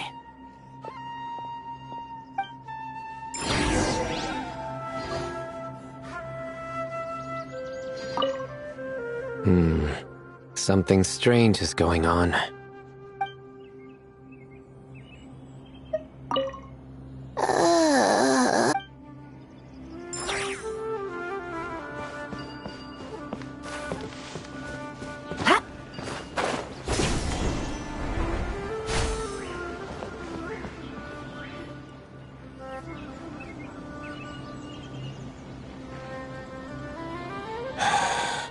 Who did the Ajalenok not offend? I just don't get it. Hey, Jur. Still musing about Ajalenok nuts, huh? Want me to have Sino come over and tell some jokes? Might help distract you. No. No need. I'm done.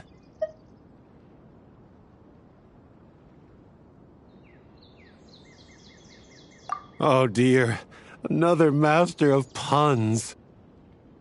One of Sino's card buddies, actually. I think I might just take that as my cue to head back to the desert. Hold on. So, what's the deal with the Ajalenok nuts? Other than the bad Sino jokes. We'll get to that. But first, introductions are in order. This is Jur, a member of the Temple of Silence. And you remember the Traveler, right, Jur? Of course. I'd never forget a participant in the Rite of Duels or the hero who saved Sumeru. Awesome. Could you go over what happened to you one more time, Jur? Our valiant hero is gonna help us get to the bottom of this.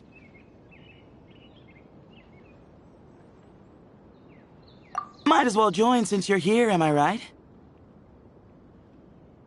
Just hear him out. You're gonna want to uncover this mystery once you do. I'd bet on it. Well, I was on an expedition in the desert not too long ago when I got caught in some quicksand. Later, it became obvious it wasn't normal quicksand because instead of sinking to my death, I fell into an undiscovered ruin. In my panic, arms and legs flailing about, I suspect I touched some things I shouldn't have. Because in that brief moment, an enormous amount of information came surging into my mind. I would hesitate to even call it knowledge, because my brain had no capacity to process the information. To use an analogy, it would be like trying to stuff thousands of agelenok nuts into a small water skin without it bursting. Sorry again with the agelenok nuts, I know. It's fine. We're getting to that part of the story anyway. True. Well, just as I was on the verge of madness, a single phrase broke through the storm of thoughts in my head. It was a man's voice saying, "Don't eat agelenok nuts." What? I know it's hard to believe, but that's what happened. I was saved by the phrase, "Don't eat agelenok nuts." I'm not sure. I'm not even certain it was a man's voice. It's hard to remember now that I've been repeating it so much myself. Anyway, the good news is I no longer feel like my head is going to explode.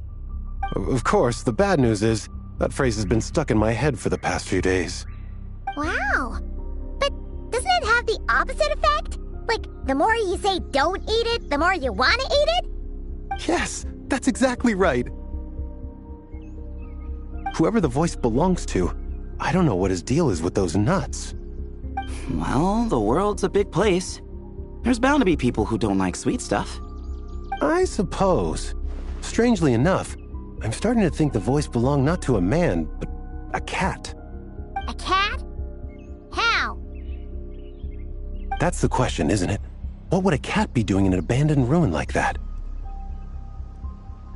Just as my mind was reaching its breaking point, I could have sworn I heard the sound of a cat guiding me to exit.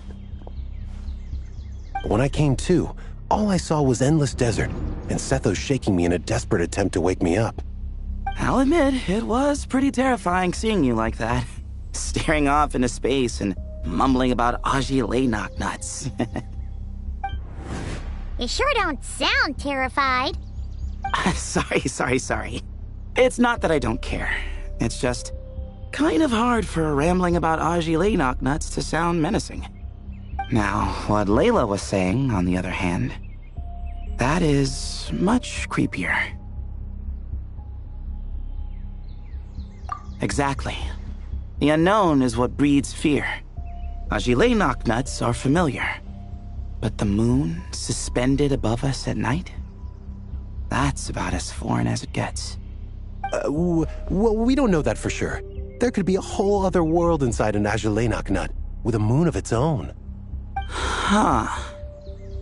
I guess. Agelenok nuts are not to be underestimated. Right, yeah, of course. Won't catch me disparaging the mighty agelenok nut. No, sir. Huh. So, a similar thing happened to Layla then? Yeah, I think so. I was in a hurry to rescue Jur, so I put a marker on the incident site so we could go back and investigate.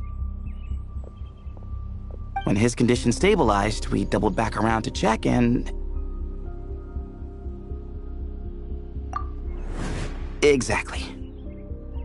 Multiple victims with the same symptoms at the same location. It wasn't hard to conclude that something is seriously wrong with that place. So, after we got Layla out of there, I had the Temple of Silence put up a warning sign at the scene and send patrols to watch the area. Speaking of, Sino, Tainari, and I are going to head back there and investigate once Layla is stable. So, as per usual, you're here just in time. That's for sure. But there's another reason I want Sino and Tainari involved in this.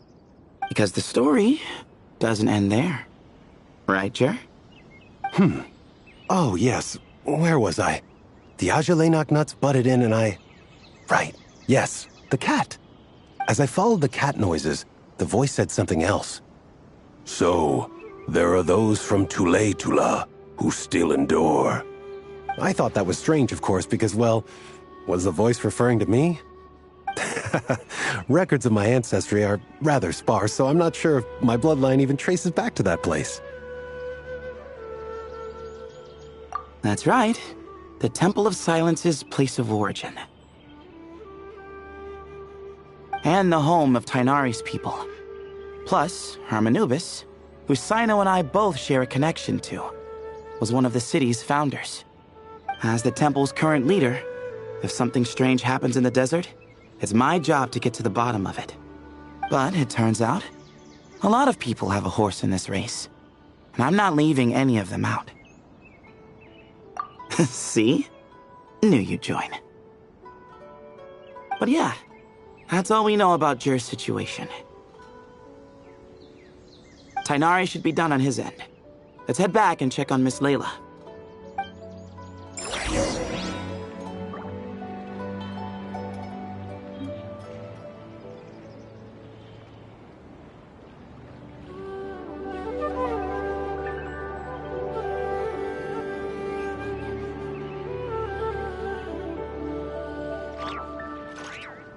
Why does Ashru sit up on the counter?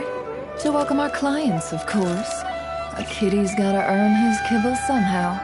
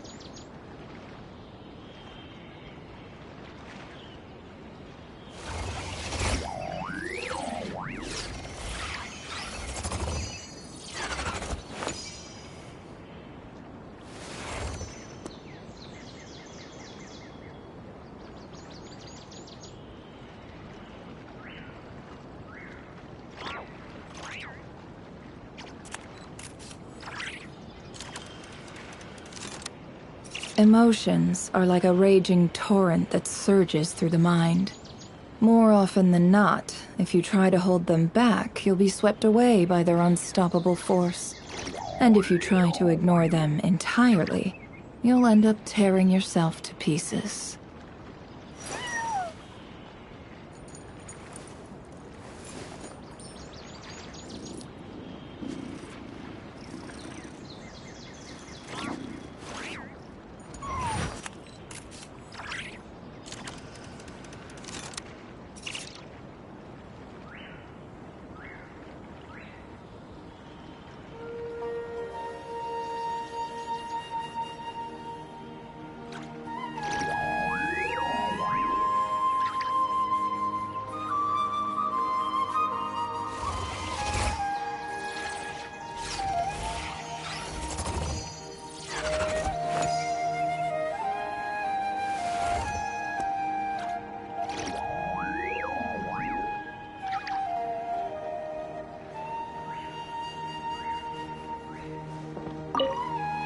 There are records in the Temple of Silence that speak of the ancient desert people's love of raising cats.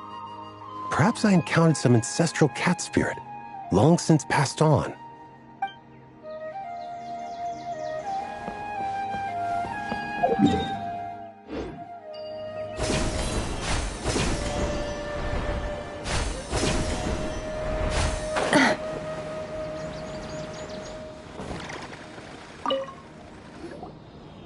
How are you feeling? But don't speak if it's too taxing. It's fine. I'm much better now, thanks.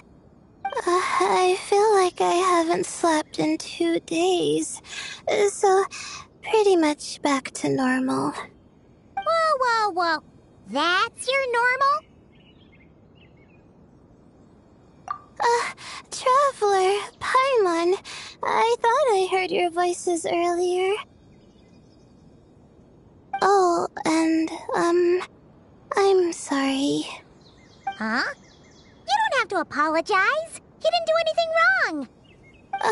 No, I just mean, I think I'm about to disappoint you. My head was kinda muddled earlier, but I still heard your conversation. I know you're trying to figure out what happened to me, and I want to help. But, I really don't remember anything. Does your head still hurt? No, I feel fine. The incense you made helped a lot. I'm still hearing those words in my head, but other than that, I'm okay. It's just, all I remember are those words. Everything else is a total blank. One moment I was heading to the stargazing point I'd calculated, and the next, I was on my back in the sand. The same phrase playing over and over again in my mind. How many moons are there in the sky? Sethos, did your friend Jur suffer from memory loss too? Not really. His memories are blurry, but there aren't huge gaps like this. He remembers touching something. Someone talking, a voice mentioning Tula, and hearing a cat lead him to the exit. A cat? Did you hear it too? Huh? Now that you mention it, I think so. It was so soft. I thought I was imagining things. Which means, at the very least, what the two of you experienced while escaping the ruin is consistent. A single sentence repeating in your heads, and the faint sound of a cat. Still not a lot to go off of. Agreed. Oh, is your head hurting again, Layla? No, I was just thinking. Maybe my memories are blank because I was sleepwalking at the time. Sometimes, my friends and classmates tell me about things I don't remember doing, or places I don't remember going. I don't talk about it a lot because, well, I don't even know how it happened. But I don't want my personal circumstances clouding your judgment. So I, just wanted to mention that. I see. Well, thank you for telling us. But I don't think we need to dwell on that for now. We're gonna check out the site of the incident for ourselves, so that should help us come to our own conclusions. Okay. Then could I come too? I have to know what happened to me back there. Sure, but on one condition. You need to be in tip-top shape before we head out. If your condition isn't stable enough before then, we'll have to figure out something else. Of course. No problem. Well, I'm more concerned about Tainari. You sure you'll be alright in the desert? You say that like I'll evaporate on first contact with sand or something. Call it curiosity. If this concerns my ancestors, I want to figure out what's going on. Anyway, as long as I take things slow when the sun's out, I should be fine with the right preparation. Besides, it's a good idea to have a doctor on hand in case of emergencies. So long as our doctor doesn't become the emergency. Well, if that happens, I suppose I'll just have to rely on the kindness of my entourage to haul me back home. All right, well, that all sounds good to me. Let's meet in 2 days like we agreed. Jer and I are gonna head back to the Temple of Silence to do some research in the meantime. See you in a couple days. Sounds good.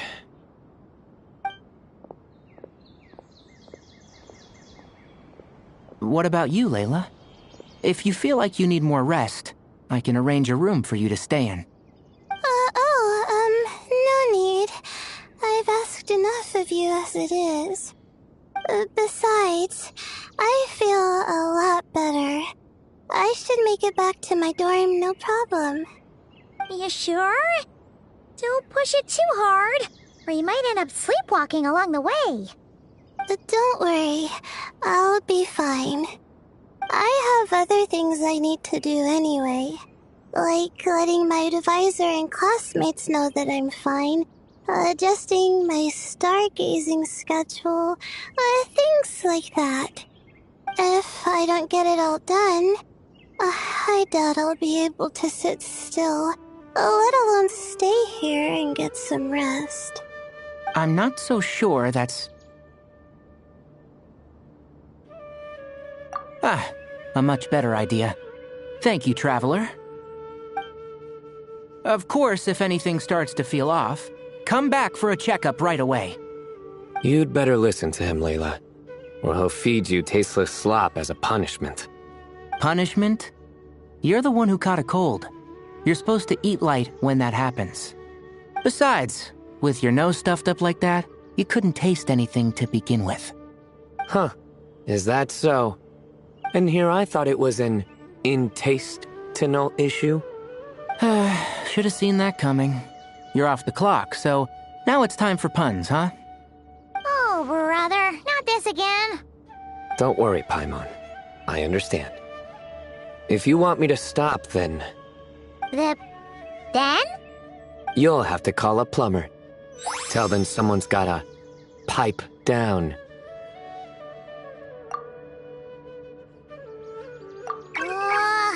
This is getting more insufferable by the second! Put a sock in it already, please!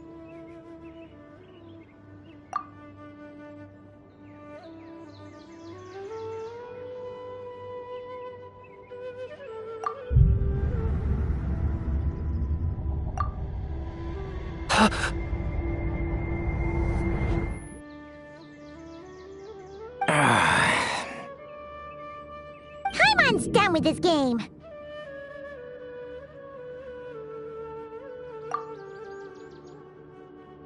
You win, okay? Let's just get out of here. Please. All right, you stay safe. I'll try to stay sane.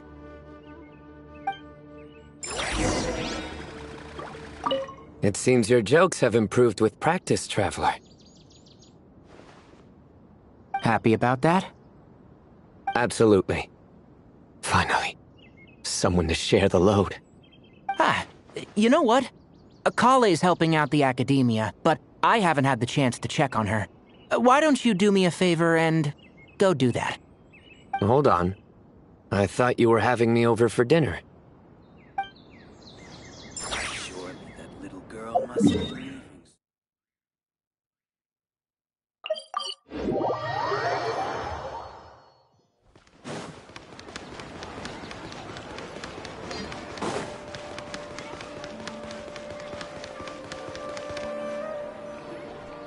Moons. Ashalenak nuts. Moons. Ashalenak nuts. Are the moons going... nuts? Oh no! Looks like Paimon's caught the brain bug too! She can't stop thinking about those two things! Oh, Paimon's gotta clear her head. But how? Aha! Got it! The cafe over there! Why don't we head over for a quick pick-me-up?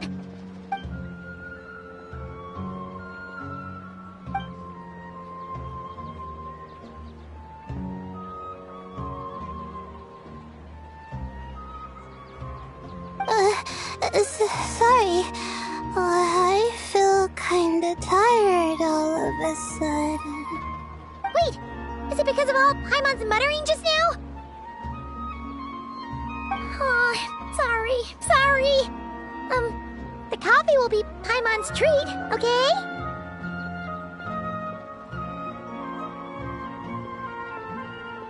Hey! You make it sound like Paimon's stingy or something! Huh. Well, she'll just have to show you her true colors. Yeah! Starting now! You sit tight and take care of Layla, Traveler. Paimon's gonna get us some snacks and coffee. Be right back. Don't go anywhere in the meantime.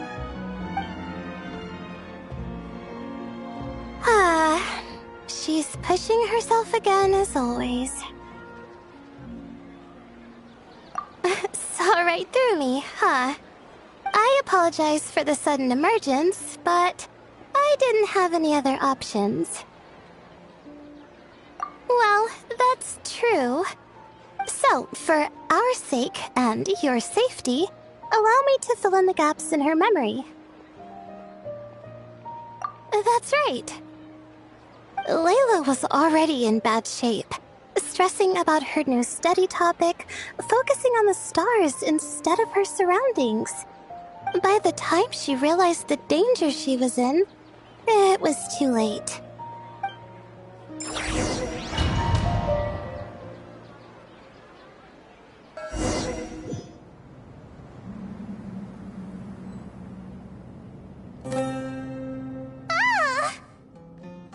Quicksand near the ideal viewing spot?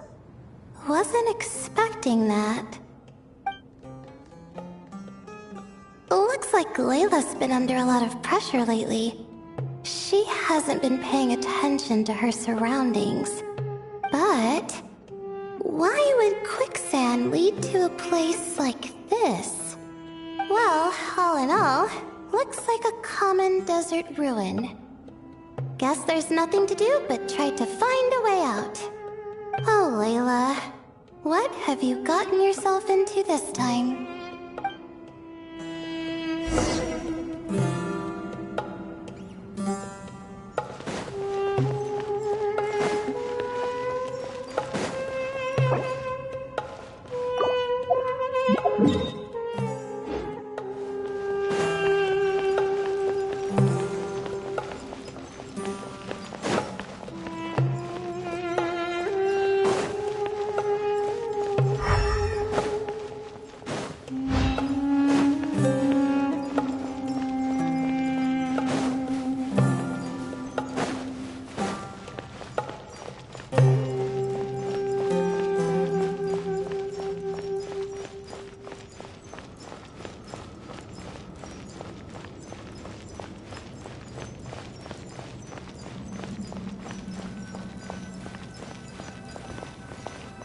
I think this door can be opened using the device next to it.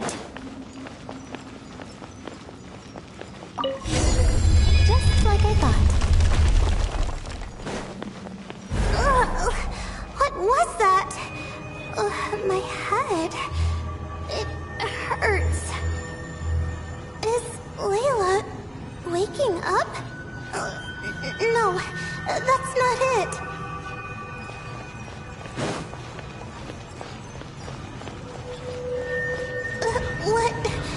What's going on? It's too much. I don't understand.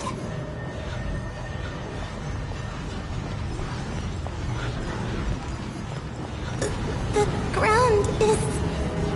Where am I? It's spinning.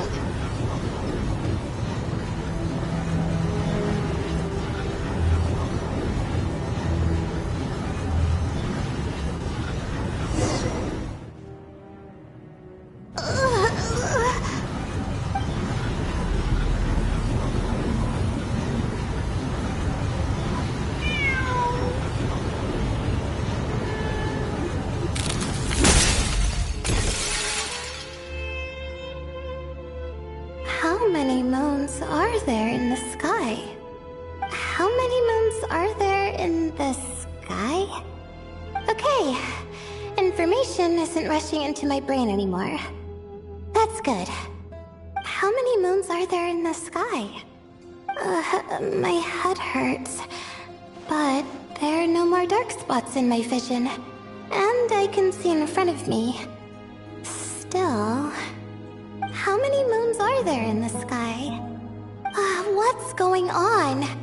The same thought keeps popping into my head. What does it mean? How many moons are there in the sky? Isn't there just one? A cat? I think there was one earlier, too.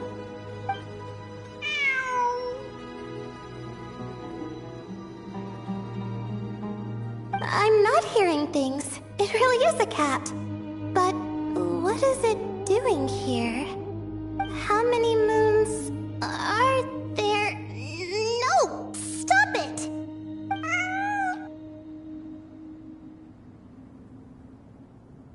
Does it want me to follow its cries? Well, it's not like I've got other options. Come on, Layla. You can do this.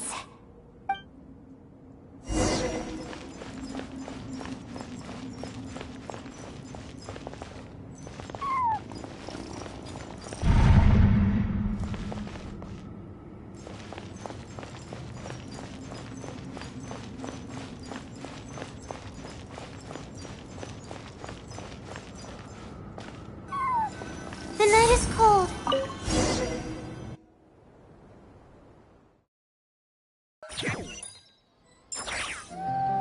And so, I followed the cat's cries to find my way out. It was quite a kind creature. It didn't even leave until the other me started to wake up. Thinking back, it all started when I touched that device. I've heard fellow students talk about it before. How the desert is full of objects that do strange things. Sometimes it's just a minor inconvenience, but other times devices like that can cause massive trouble. Of course. I forgot how much adventuring experience you have. Still, carrying an umbrella doesn't mean you can't get soaked, so just be careful and stay away from unknown devices. No need to thank me. You and Layla are about to head into dangerous territory together. You need to be safe so she can be safe. Well, I think that about sums it up. And just in time. Your coffee's here. Traveler! A little help over here?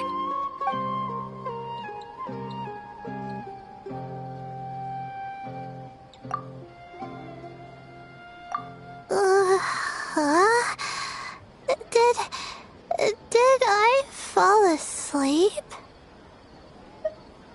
Wow! Paimon didn't even know she had such an impressive skill! Ha! Does that mean, since Paimon bought this coffee, it would just make you sleepier? A beverage that puts people to sleep. Better saved for work hours, I think. What? So you can nap on the job? Who does that? Huh? Oh.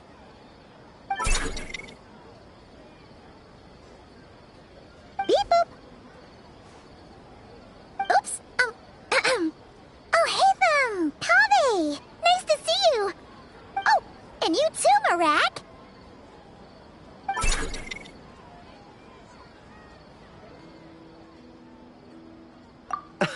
Sorry. Hope we're not interrupting anything. Miss Layla, you don't look so good. Is everything all right? Oh, I'm fine. I was sleeping just now, so I'm still a bit... I see. And we woke you, didn't we? I'm sorry. We shouldn't have been so loud. No, you didn't. I didn't mean it like that. Sorry.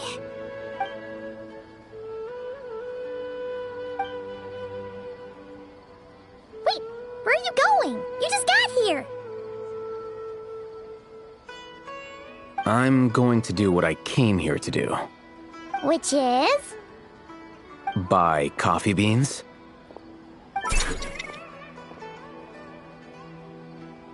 Huh? You're going too? Marak! Fine. Run off with him. See if I care. Well, looks like I get you to myself.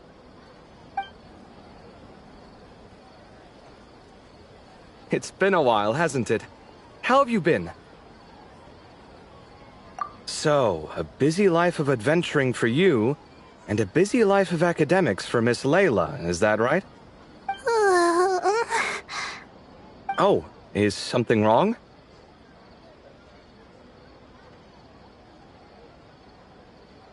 Ah, the desert's not always the friendliest place, that's for sure. And from the look on your faces, I'm guessing this problem's not resolved?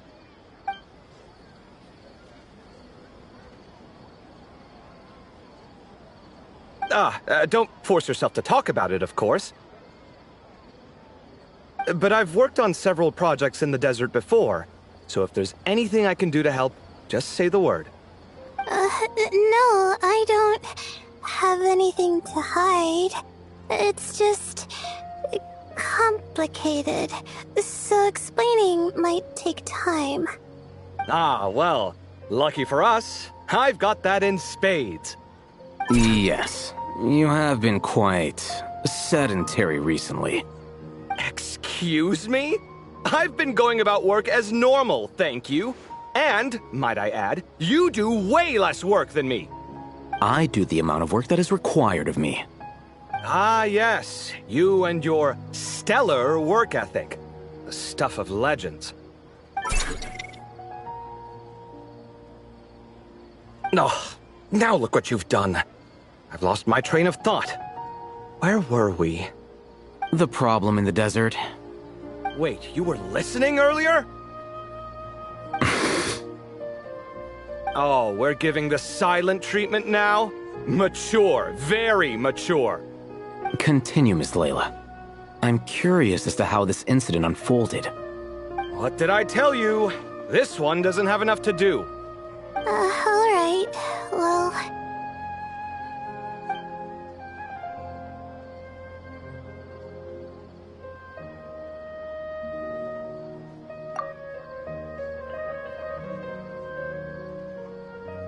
Could you still use some extra hands on this investigation team of yours? Huh? You want to join, Mr. Kave? That's right. I think my experience studying desert mausoleums could be of some use here. While Haytham's expertise in ancient languages could be helpful too. Besides, I consider you all to be my friends, and friends are supposed to help each other out. Wait, I'm involved in this now? Oh, please, I know you. Half the battle was over the minute you said you were curious. We couldn't stop you from joining if we tried. Well, you've got me there. Besides...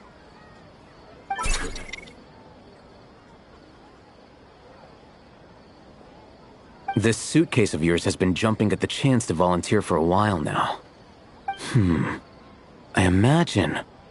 You imagine? Mechanical life forms might also feel homesick from time to time. Huh. Now that you mention it, Marak's core was a component sourced from the desert. That could prove useful. You're sure you want to come with us? It could be dangerous. Oh, I'm sure. All the more reason to recruit as much help as possible. It's important to count on friends at times like these. Our pleasure. It's a plan, then.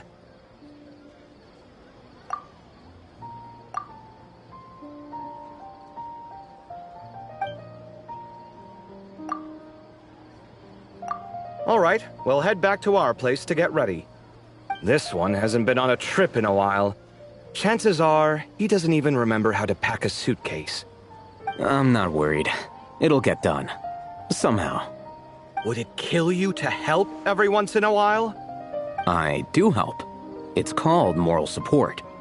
Oh, of course. And I am ever so grateful. Goodbye, you three. We'll see you soon!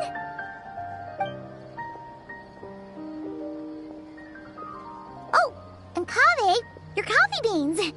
You were too busy glaring at Alhaitham, you almost forgot them!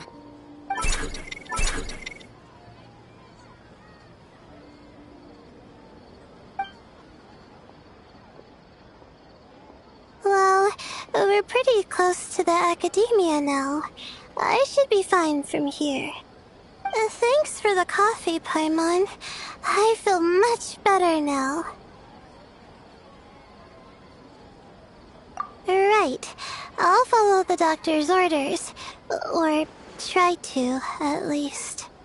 With the blessing of the stars, I hope we all get a good night's sleep.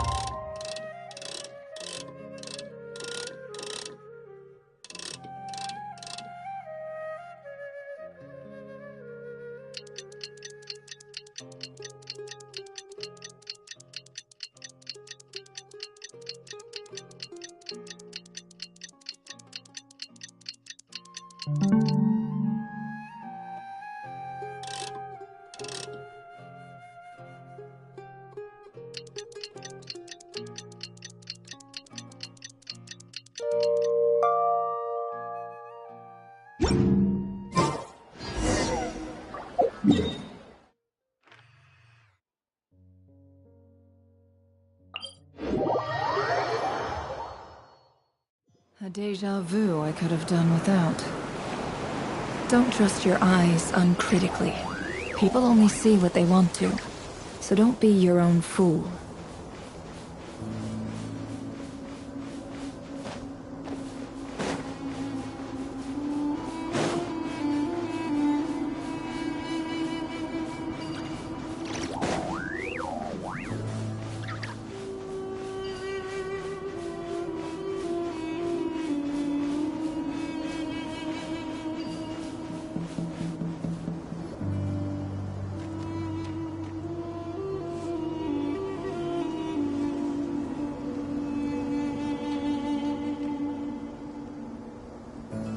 Looking at the map, we should be getting close.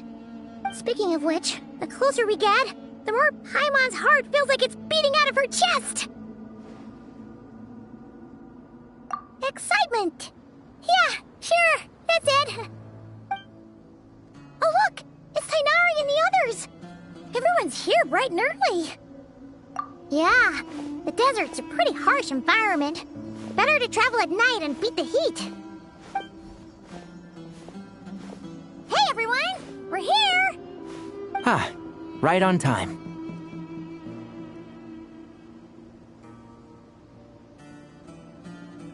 You don't need to worry about me.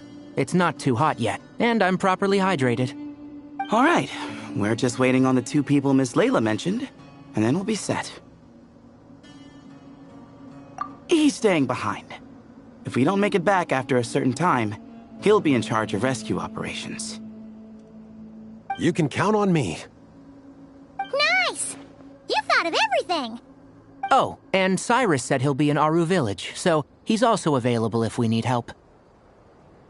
Haha! Amazing! Having people to watch her back is making Paimon a lot less nervous.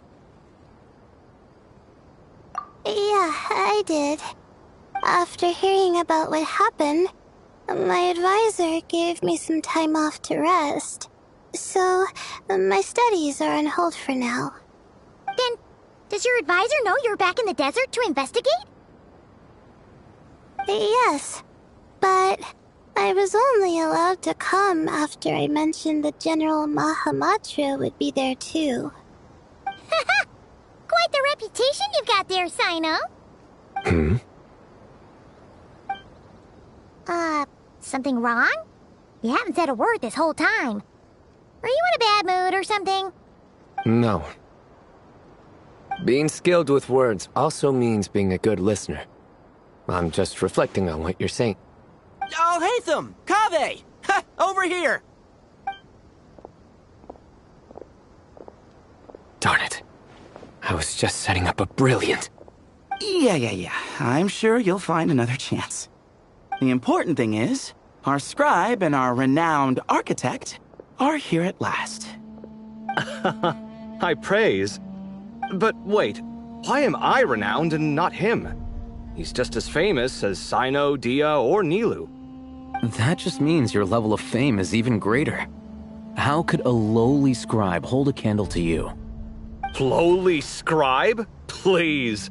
All those strings you pulled to get those new books from the House of Dana? What do you call that? Borrowing. Anyone with an employee ID can do it. Uh-huh, yeah. The House of Dana bends over backwards for just anyone, does it? Send a report to Lesser Lord Kusanali then. Let her know someone at the Academia is abusing their position. Hey! I never said abusing. Impressive verbal sparring, as always.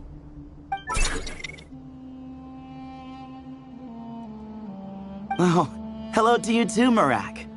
Well, looks like your assistant is raring to go, Kaveh.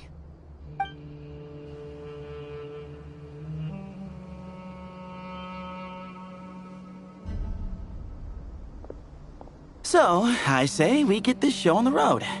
No sense delaying the inevitable. No need. We're in this together, remember? Sure. This is the entrance, yeah? Yes. Perfect. Then, if we're all set, let's get moving.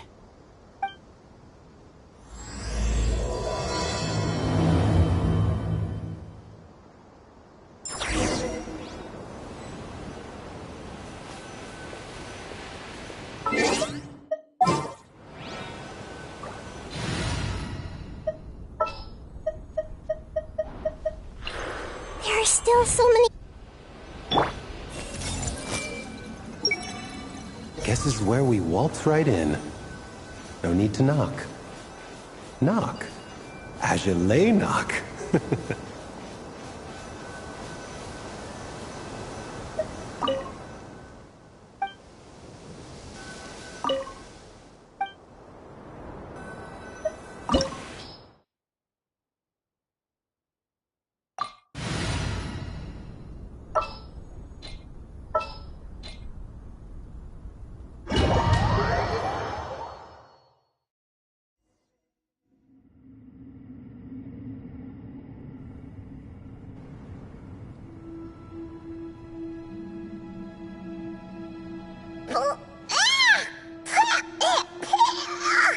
Paimon's mouth is full of sand! Ugh.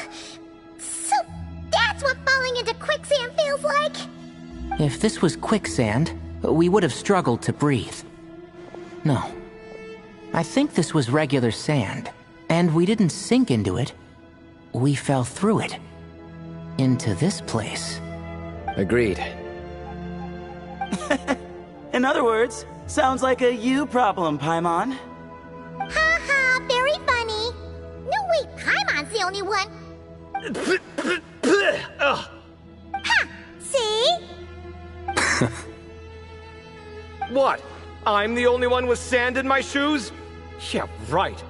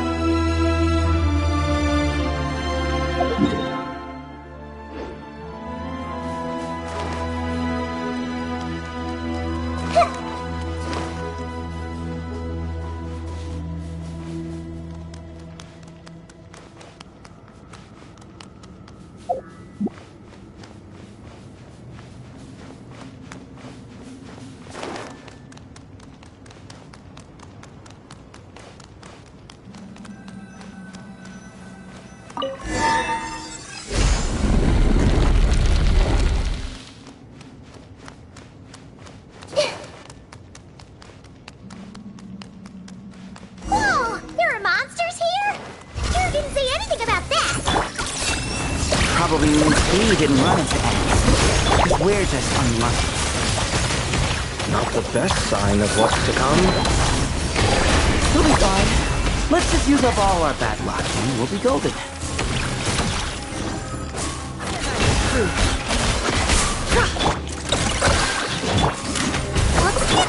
Everyone hold hands! Help! It all falls into place.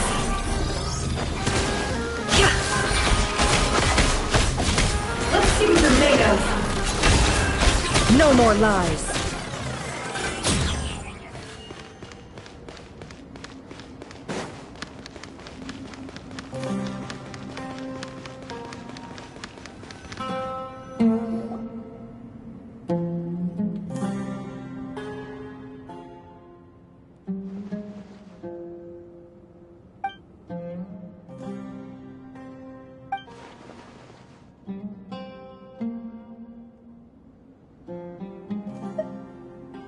Well, that goes without saying. Fair point. There's just one problem, though. The only way forward is through that door. Oh! Is it time to hunt for a key? Paimon loves this part. Don't worry. With our adventuring experience, we'll find it no problem. Let's get searching!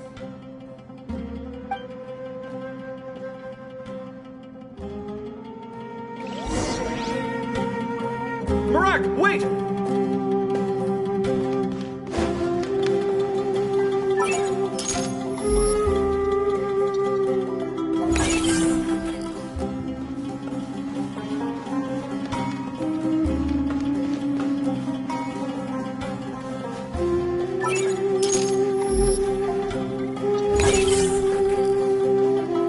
Marak seems interested in these jars. Go smash them. Ah, well, we would hate for you to have to lift a finger, Your Highness.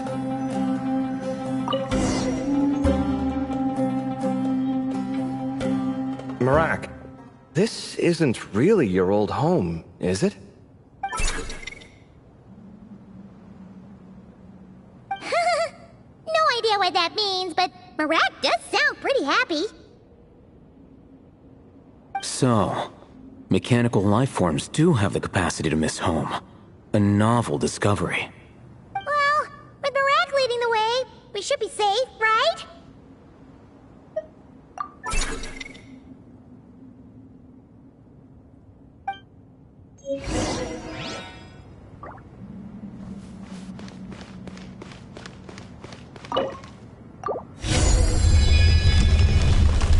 Good thing you decided to join, Kaveh.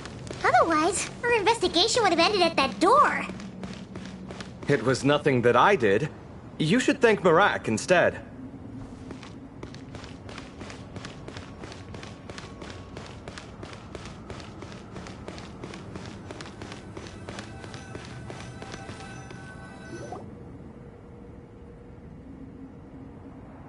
Hold on. At this rate, Paimon's gonna lose her title as best guide to a mechanical suitcase.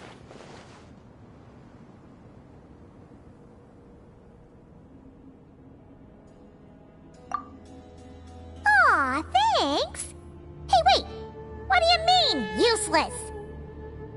Well, no weird mental symptoms so far.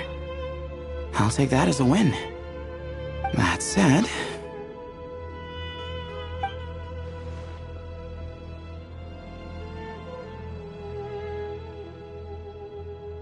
There are 3 doors here. So, we split up. Divide and conquer. Otherwise, this whole thing is in ruins. No pun intended on that last part. I swear. Yeah, that might be our best option.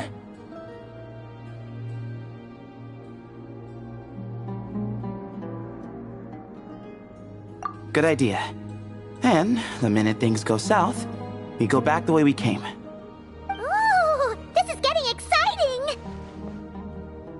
So, who's teaming up with who? Paimon calls dibs on the Traveler!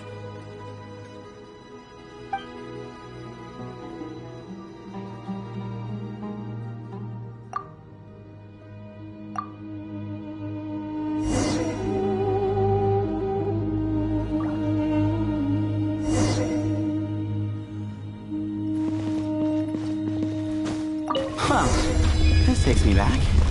Last time we were in the desert together, the two of you came all the way out here to gang up on me. Oh? Sounds like someone's holding a grudge. Just what I like to hear. If you're still hung up on that last one, just name the time and place, and we'll have ourselves another thrilling... duel. Huh. What's with the awkward pause? Were you expecting me to stop you from saying something stupid? You two can have 1,000 duels for all I care, after we're done here. For now, focus on the task at hand.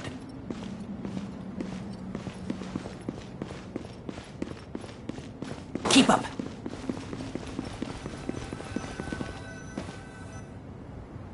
This chamber is huge. I can't even imagine what it's used for. Oh. What's wrong?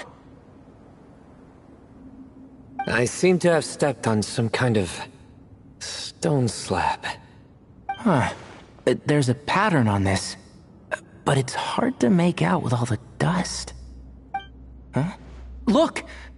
The shape seems to match the markings on the ground over there. Let's slot it in and see.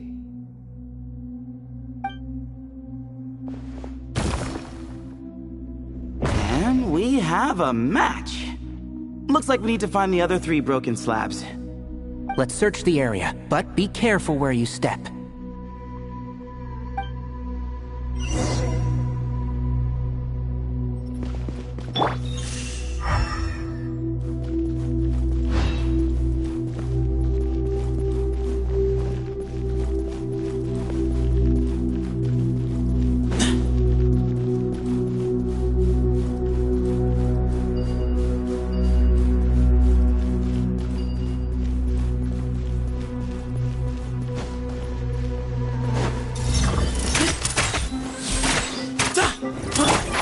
Can't see? I'll uproot you!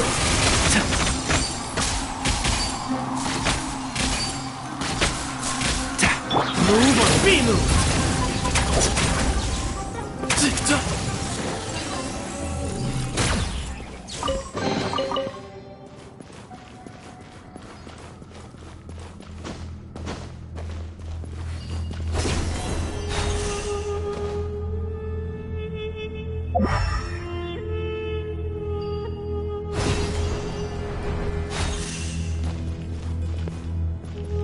Ooh, got one! Ouch, but watch out. The edges are kind of sharp.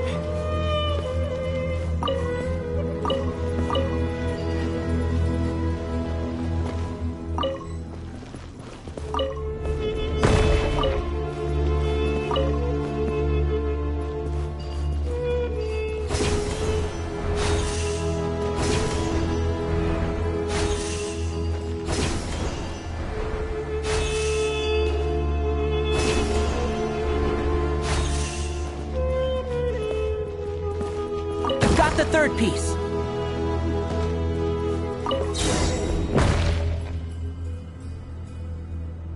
We just need one more. Huh. Look, a cat. Could it be the same one Jer mentioned? I don't think we need to worry about startling him. He doesn't seem afraid of people. Yeah. If anything, it seems like he wants us to follow.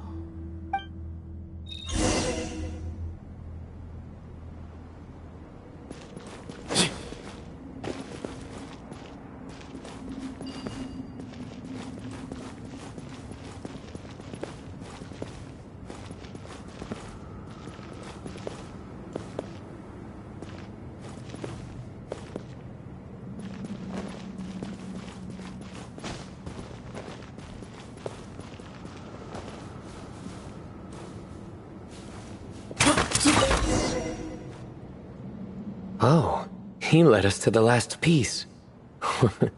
Who's a good kitty? I never thought I'd hear you say something like that. You've clearly never heard how the professor talks to his tomatoes, then.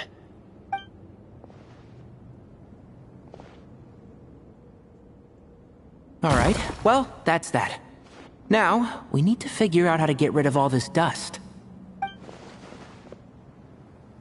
Behold, the great Vayu Viastra. Be honest. You've been waiting to say that for how long now? Just activate the mechanism.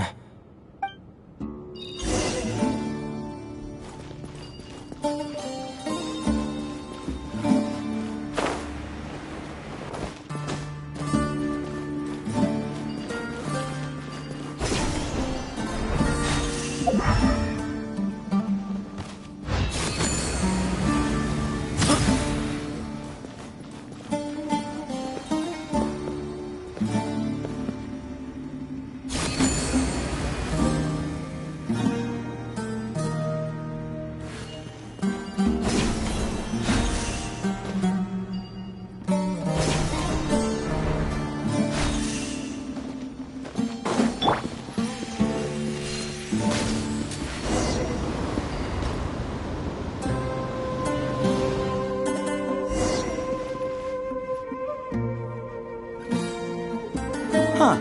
It worked. It's a picture of...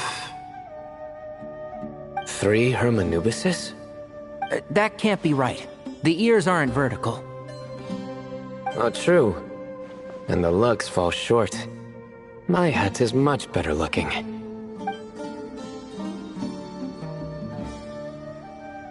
A goat, an ibis, and a crocodile. Oh, wow. Our botanist knows more than just plants. Riveting observation. I was just thinking. These 3 figures look a lot like the 7 pillars of King Deshret. That's right. These are our colleagues. Our what now? You sure about that? Just kidding. But what I meant by that is, these were Hermanubis' colleagues back then. The middle one is the Goat King Harashef, Minister of Ministers, the god Amun's most trusted chancellor. Records say he was the deputy king of the Desert Sands, chief among the 7 pillars.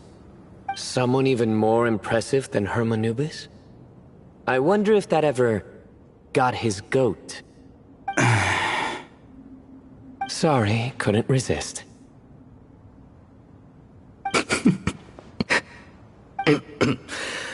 Okay, that was a good one.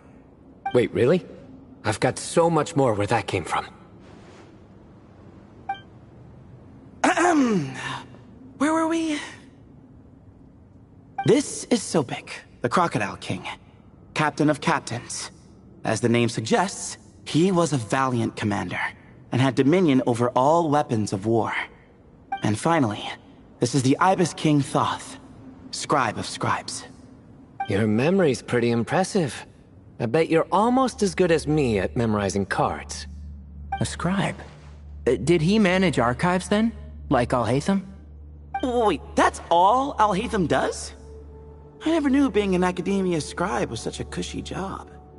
Well, that's how his friend put it, anyway. But it does seem like he has a lot of free time. Well, I don't know much about the academia, but I'm sure the Ibis King had more responsibilities than that. The temple's records say he represented the wisest aspects of King Deshret, inventing the desert script and arcane arts at his king's command. He must have been quite the impressive man then. Or creature, depending on how you look at it. Still, why are these 3 the only ones represented here? What about the other pillars of King Deshret? Maybe because the 3 of them were extra close? Huh. Kinda like us. Oh yeah! Maybe we should have someone inscribe us on a commemorative stone slab too. Or we could just take a picture. It would serve the same purpose. Anyway, no more distractions. Huh. Doesn't it look like there's writing carved into the corner? Huh. There is. And it's in the ancient desert script too. Looks like the Ibis King left you some homework. Give me a sec. I'll try and translate it. The ministers are unvirtuous. The scribes unwise. The captains unworthy. My end is not humanity's end. Hereby bestow upon you all a far side of eternity. Wait, so they went to Aru? It doesn't sound like it was their idea. The far side of eternity is said to be the final land of dreams for all desert dwellers. But if such a place did exist, wouldn't it also be an inescapable prison? Yes, and based on the writing here, it's clear King Deshret wasn't pleased with these three. This gift he bestowed upon them seems more like a punishment.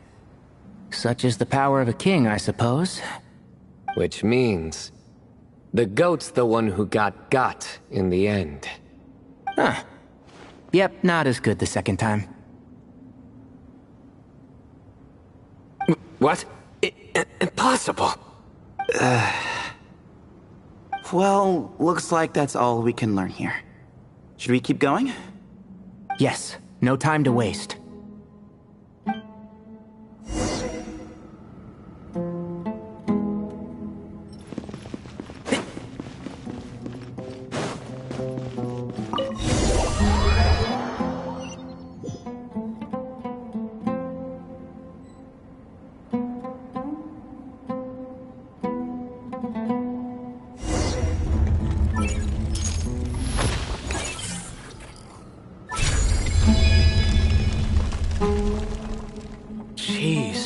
Suitcase could be so fast.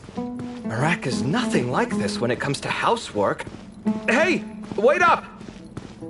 A scout's job is to take the lead. Just let Marak figure it out. Easy for you to say. I'll be the one doing the repairs if something happens. Why don't you go scout ahead then? When I think of a comeback, I'll let you know.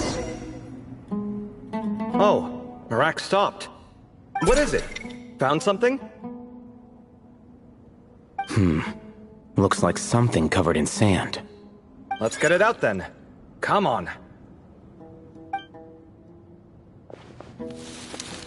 Oh, it's a stone slab. Good job, Marak.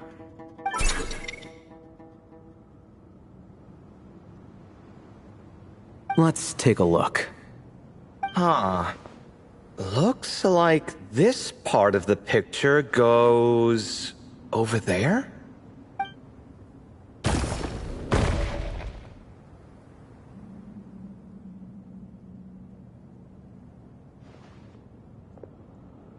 In that case, there must be other pieces.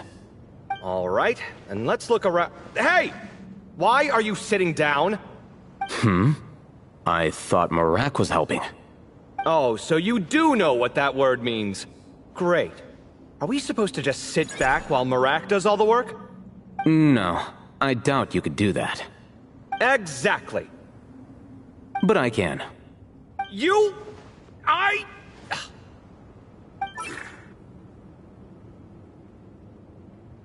See? It's all coming back to me. How insufferable it is to work with this no-good, do-nothing... We could be more efficient, I agree. I'll work on this piece. You take care of the rest.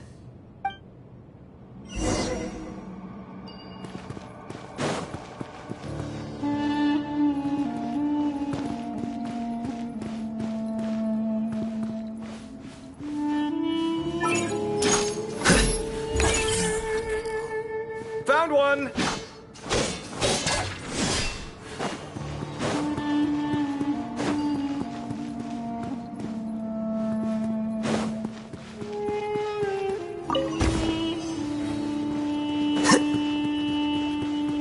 Good teamwork!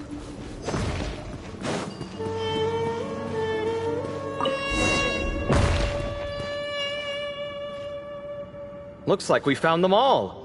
The pieces fit together like a glove. But we can't see what's on them. Turn around. Huh? Look. Oh, I've seen this before. It can create strong winds. Just what we need to clean off the slab. Come on, let's... Hey! Don't worry about me. If I sit here, I won't be in the way. Oh, you don't want to be in the way? Then sit right in front, so the device can blow you straight back to Sumeru City.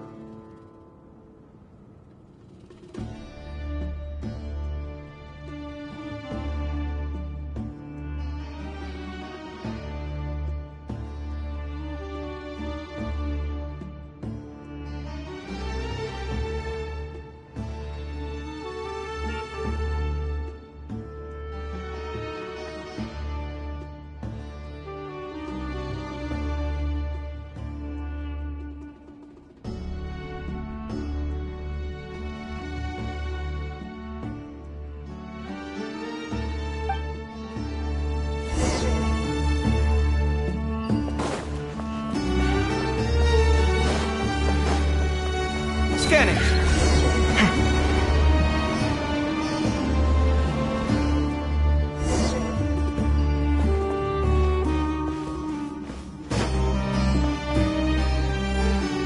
Done. Huh. That's one big cat. And there's a shattered crown. I think it's depicting some kind of story. Look, there's writing too. The Ibis King answered the young noble, granting him the wisdom he sought. But the fragile crown was shattered by lies in the end. Here I leave the name, Gudars. Gudars? I've seen that name in a history book before. He was a young noble who sought to save his realm, and a king who once united the desert. That's right. Although his methods were rather shameful. During his long reign, he betrayed his family and the nobles who supported him, only realizing the error of his ways after his enemies left him nowhere to turn. But by then, it was too late. Seems like a common occurrence across history. Different people, same mistakes. It's an inevitable pattern, destined to repeat itself.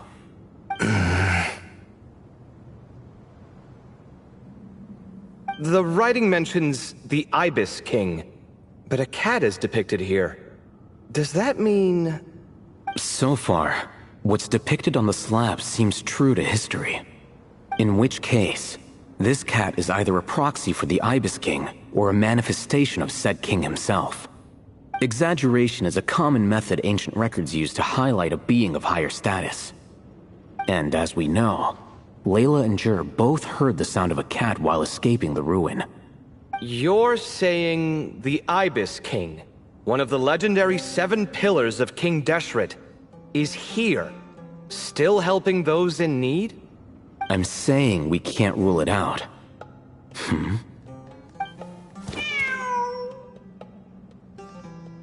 Wait, there it is! The cat!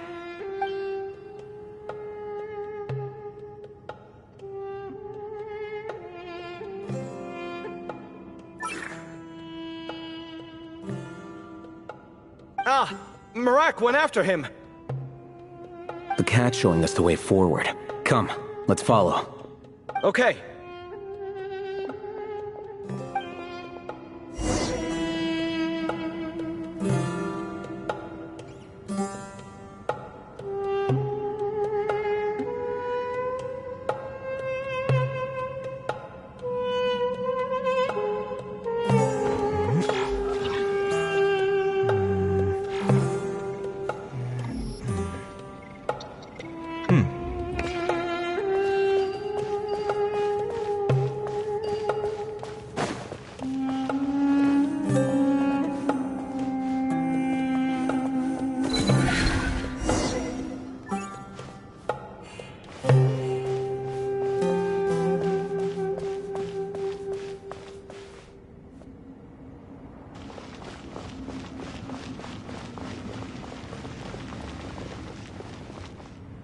Huh.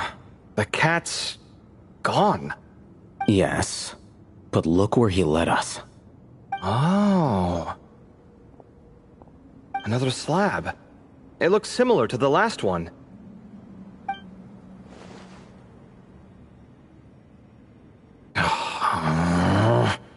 Oh, by all means, take your sweet time. Wouldn't want you to overexert yourself.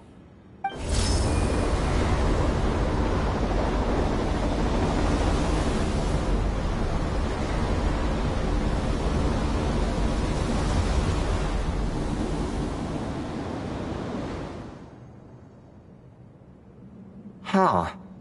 The scene depicted here seems to be a different tale. The Ibis King answered the gin-blooded dancing girl, granting her the wisdom she sought. But enemies plotted to kill her close kin. Snake venom was her self-chosen end. Here I leave the name. Makaira. The Temptress of Woe? You've heard of her? Of course. I don't just sit around doodling all day. She's mentioned in tons of papers about the desert. As I recall, she was given as a gift to the tyrant king of Gurabad, and later seized the opportunity to kill him. After getting her vengeance, she reigned as queen for many years, until her enemies attempted a coup, and she took her own life. That's more or less the version I've read as well. It seems this queen also had dealings with the Ibis King. Yeah, I'm starting to find this whole granting wisdom business a bit concerning. I mean, considering how Gudars and Makaira ended up, it might not have been a good thing. But, at the same time, if the cat guiding us is linked to the Ibis King, then he doesn't seem like a villain either. People are complicated. And the same is true of the servants of the gods, no matter their wisdom or power. Let's reserve judgment for now, and keep moving.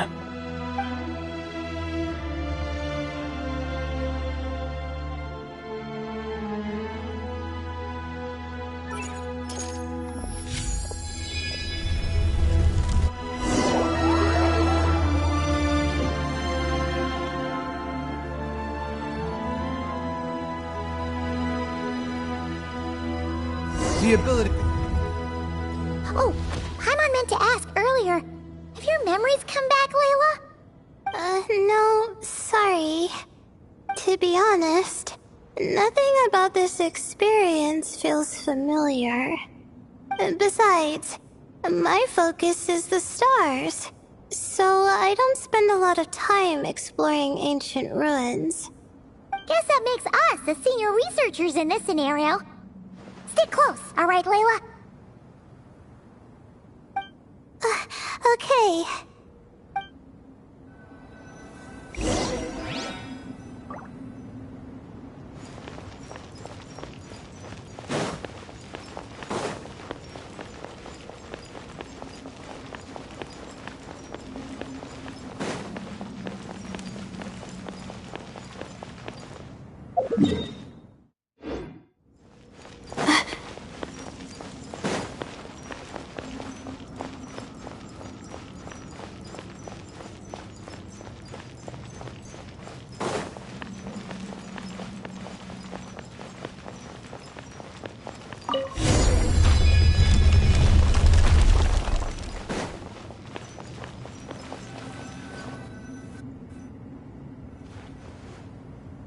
Wow.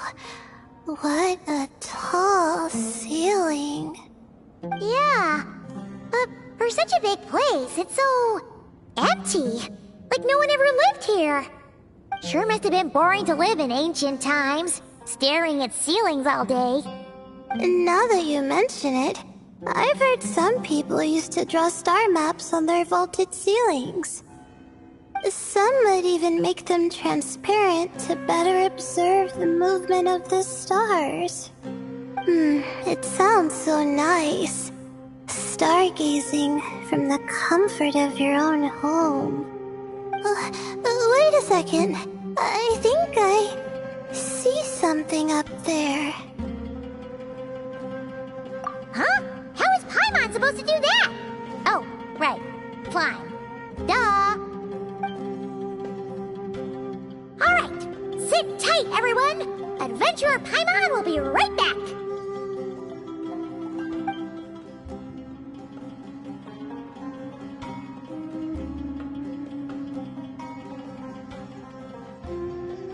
Okay, so, there's nothing super special up there. Just a couple of shelves, tables, jars, and scrolls. And a whole bunch of dust, dirt, and sand. You really want to search through all that stuff? Well, when you put it that way... Come on then, let's see what we've got. Paimon's hoping for something super valuable. Thanks. I'll stick close.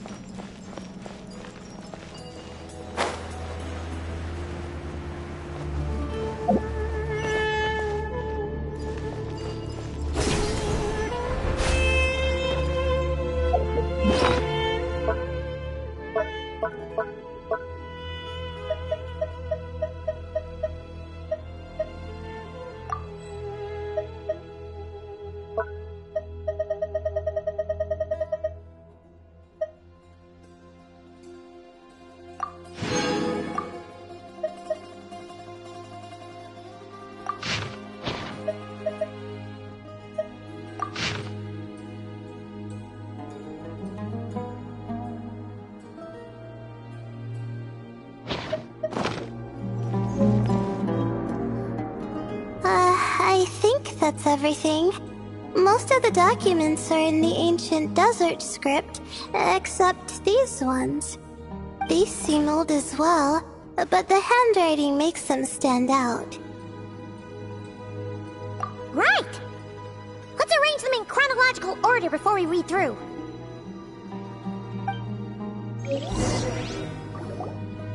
Okay, now let's take a look.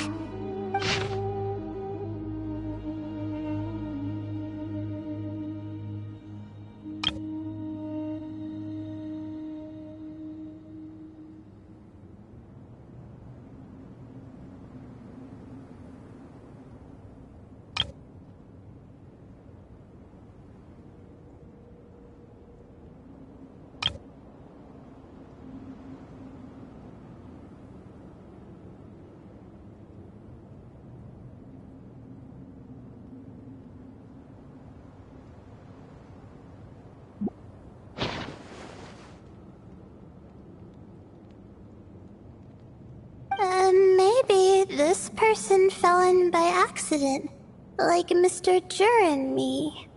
Yeah, maybe.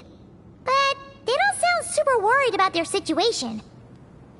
So, either this person's an ace adventurer, like the Traveler, or some kind of super optimist. An optimist, huh? Oh, I wish I could be that sort of person.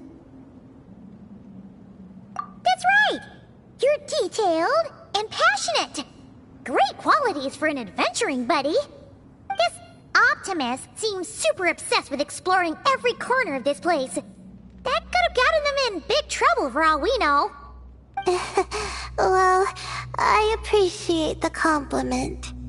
It's almost magical how words like that can make you feel like you can do anything. I only wish that magic could last a little longer. Until I figure out my new study topic, at least.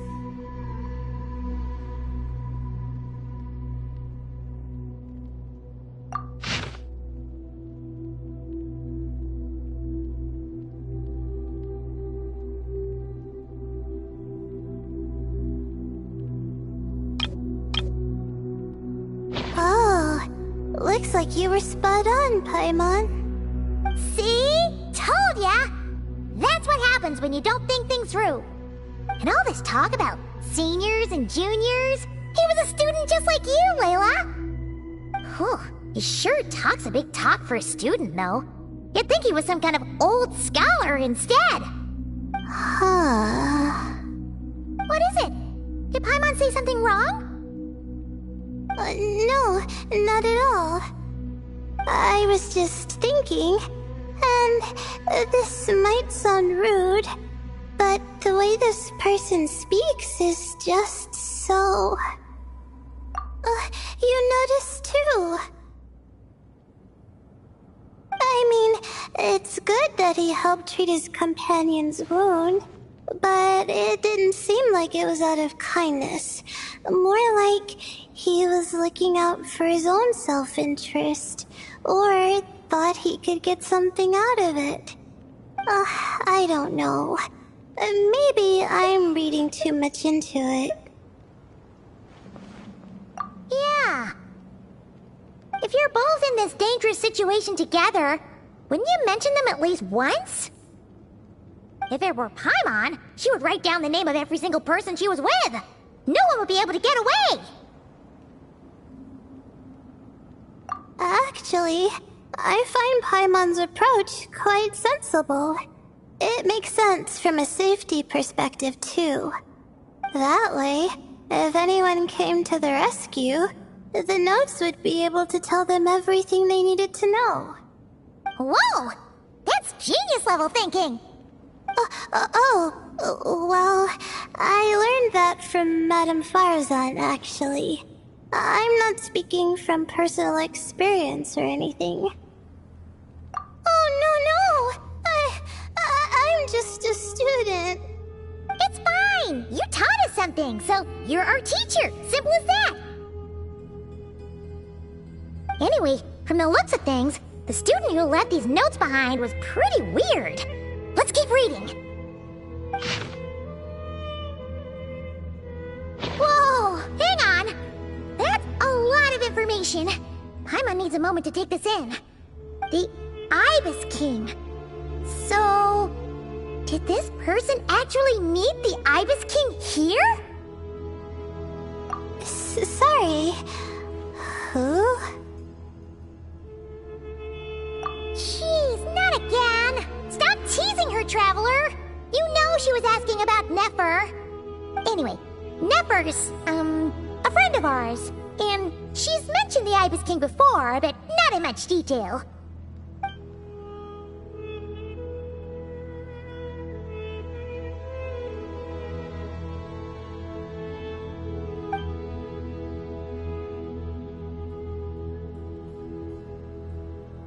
Oh, I see.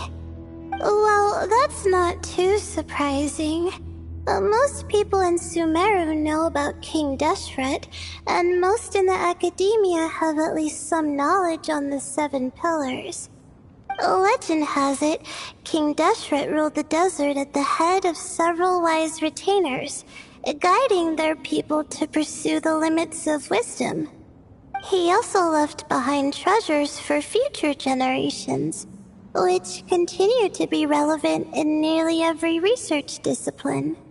Now, this message indicates this student and his senior were rescued by the Ibis King.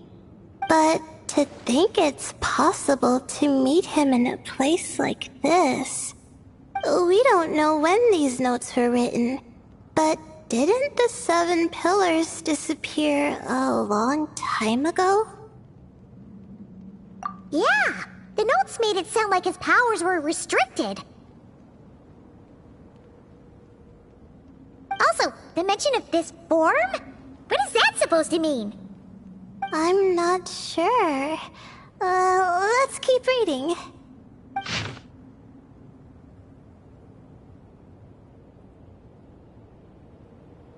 Oh! This is the last page!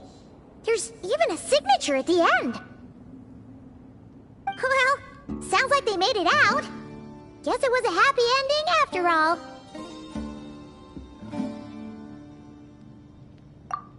Wait. But it says, the Ibis King cannot be trusted. Huh. Our friend said something similar. That the Ibis King was a liar. And the notes did make it seem like something wasn't quite right with him. Maybe he wasn't one of the 7 pillars at all, but some kind of con artist. Great, Ibis King! If you heard that, Paimon didn't mean it. Please forgive her. Don't trap us here. I think Paimon raises a good point. Let's keep our guard up just in case. Alright, I think that's all the clues around here.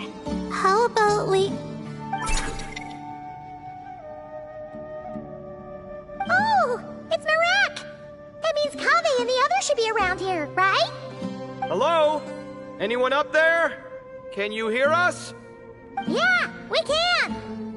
You know, sound travels just fine in an empty chamber like this. You don't have to shout. Of course, if you're shouting to express your excitement at being reunited, by all means, pretend I never said anything. Yelling like this is kinda exhausting. Come on, let's head back down.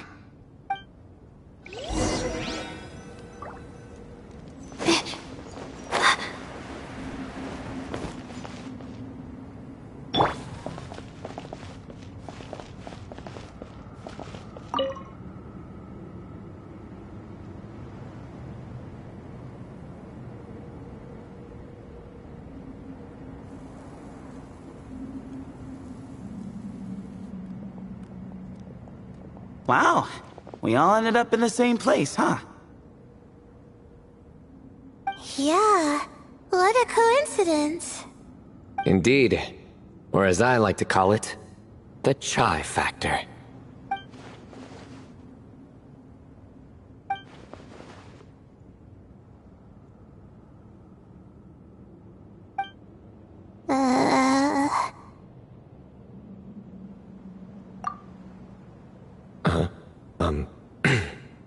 No reply? Just say it. All right. Because it's spice to sweet brew again. Oh, hey, that's a new version. Wait, what? You've never heard that one? What are you looking for?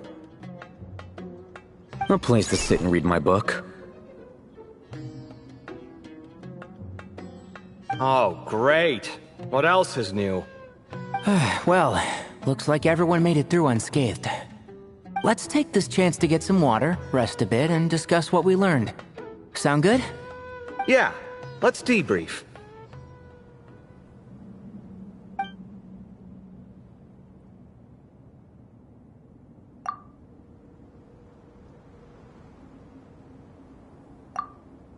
Okay, so we all learned a lot, but it feels like we ended up with even more questions. Yeah, but one thing's for sure. This place is tied to the Ibis King in some way. Hey, Sino. You're the current representative of Hermanubis. Can you call him up for a sec? Of course. Just let me sense his presence.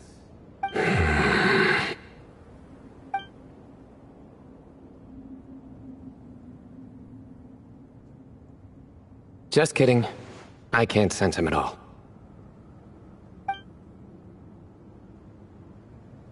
Jeez, Sethos. Did you set him up for that one? What are you, a two-man act?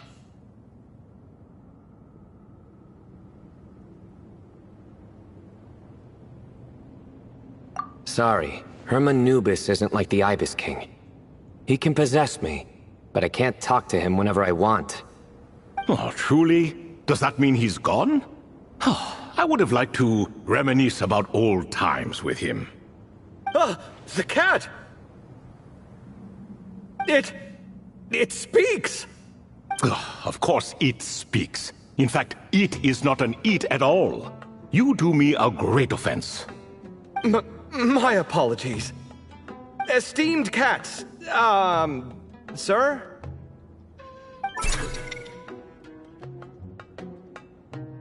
Oh, this little contraption is still here. Contraption? No, this is Marak. Which means you do his assistant a great offense. Huh? Well, I didn't mean... Well, I apologize. I wasn't referring to this Marak, but rather the thing that operates it. King Deshret was quite partial to it. I have forgotten what it was called. It must have had an official name, albeit in the old tongue. Even if I did remember, I would need to translate it into modern language. It's not important. Marak's a fine name. Even better than the original, if you ask me. Who thought of it? And the remodeling, quite well done indeed. This Marak looks much happier in its current form. Oh, and the components should have model numbers written on them. You can look them up if you're curious. This cat talks a lot. Quite the one-sided conversation. Is this what the Ibis King was like? He seems quite eloquent. I wonder if he plays cards. Ha! I knew Marak was a great name. Go me! Let's see, what page was I on again? Should have brought a bookmark. That all went over Paimon's head.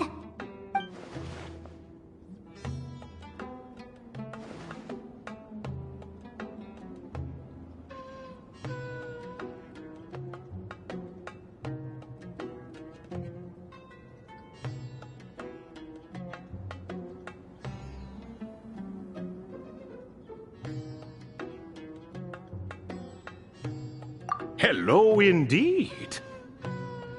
For you to know my name. Yes, I was not mistaken. You are special among your companions. But you are all guests. It is only proper to invite you in. Come then, this way.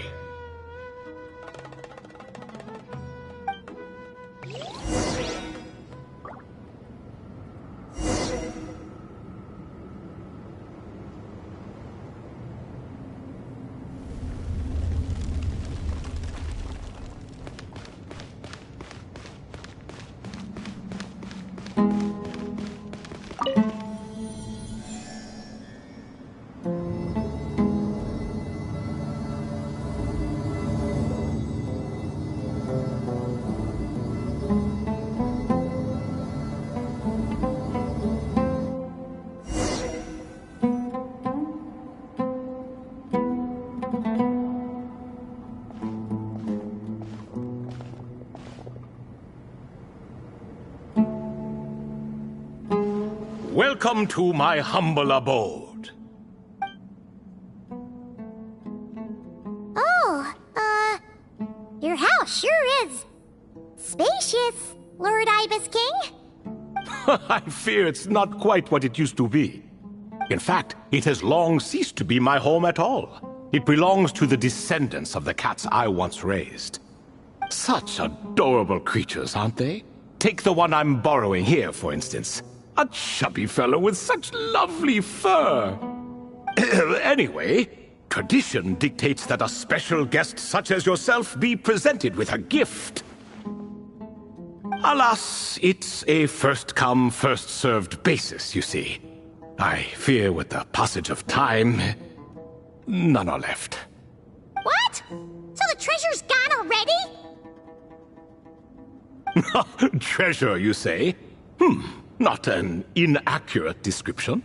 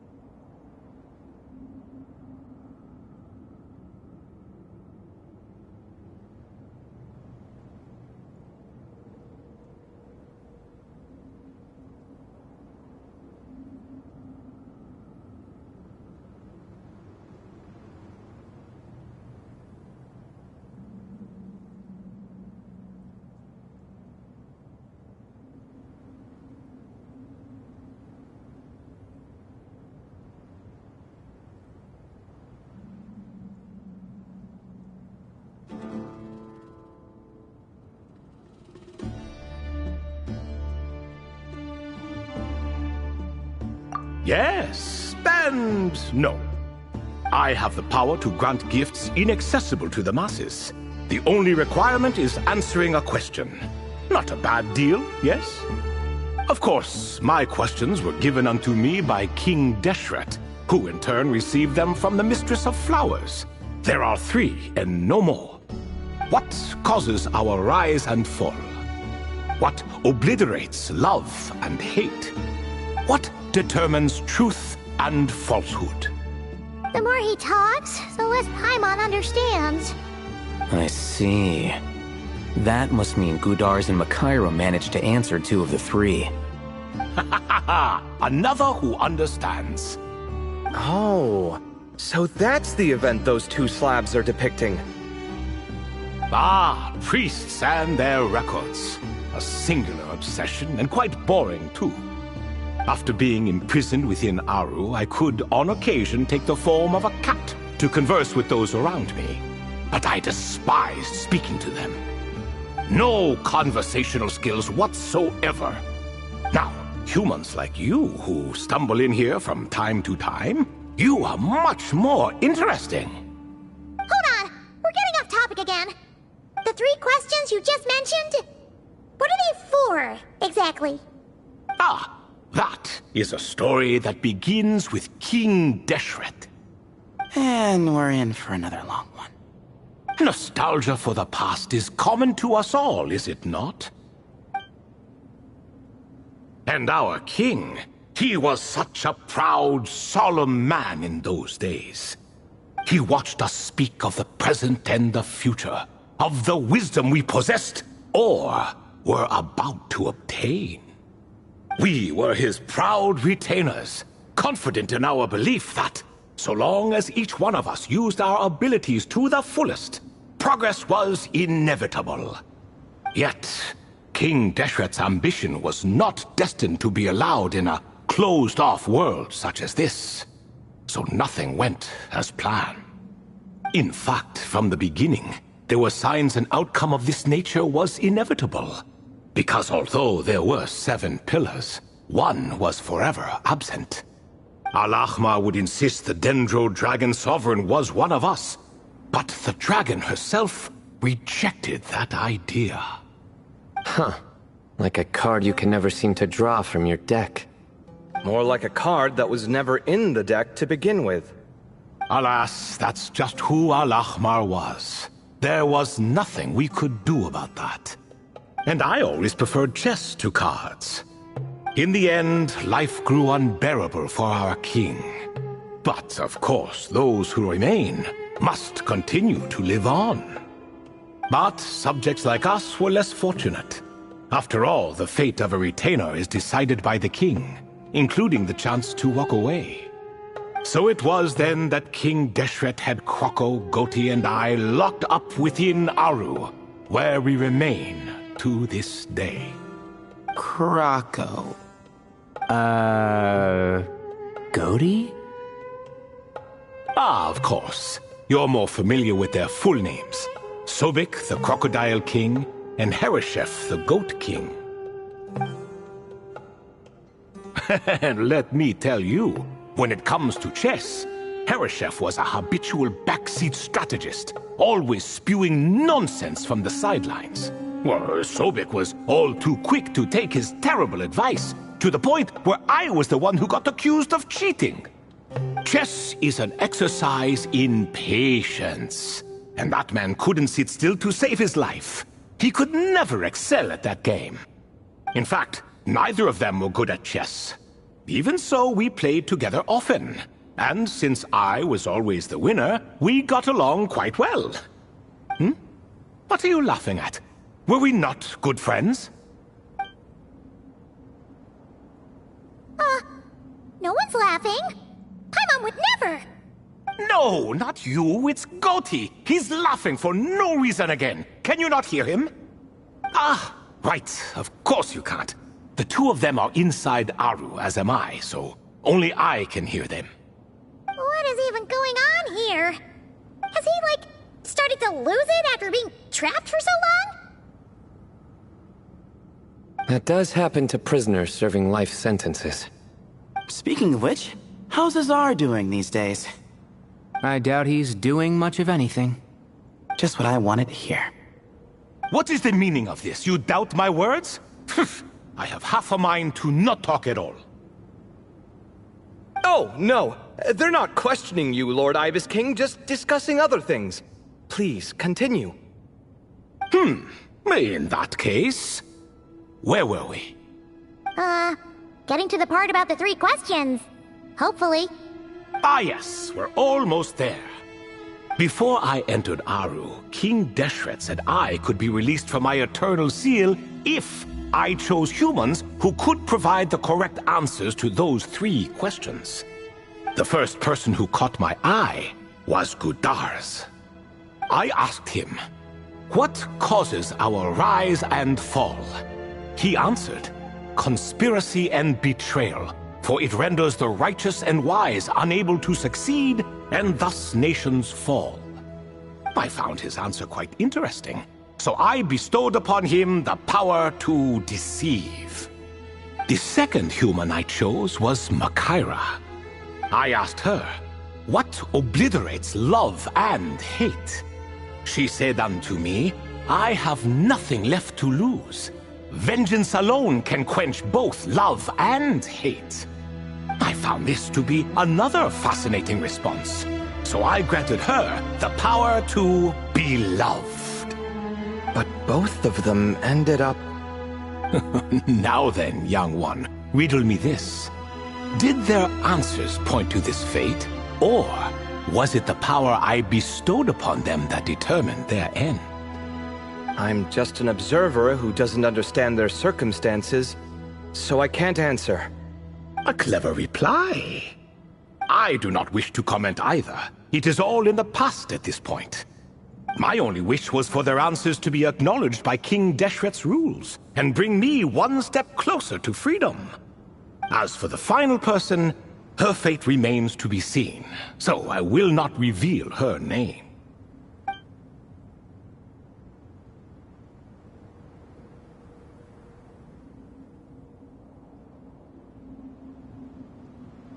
I asked her, what determines truth and falsehood?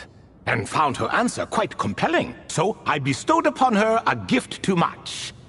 As you can see, however, I have not been freed, so it's clear the answer she gave at that time was wrong. But, alas, 3 people were chosen, and 3 questions were asked. So now all I can do is wait. Wait until her wisdom is in line with the rules set forth by my king. Until she has found the true answer to that question. No wonder there was no 3rd stone slab then. Or perhaps you're just not ready to include her in the story. Though that might be a generous interpretation. Well, it's not merely because her story remains unfinished. As the remaining priests of this place left or passed on, there were none left to record the events that followed. Besides, stone slabs are few and far between in the Great Red Sands. In the sprawling desert, very few things or people even manage to leave a trace. But sometimes I can't help but wonder, if that young man from several centuries ago had been willing to answer my question, would I have left Aru by now? Wait, so there was someone else? Of course, it has been thousands of years after all. All sorts of people have stumbled upon this place, but I only chose the special ones. That young man had such a singular intelligence, though his companion, by contrast, was rather average.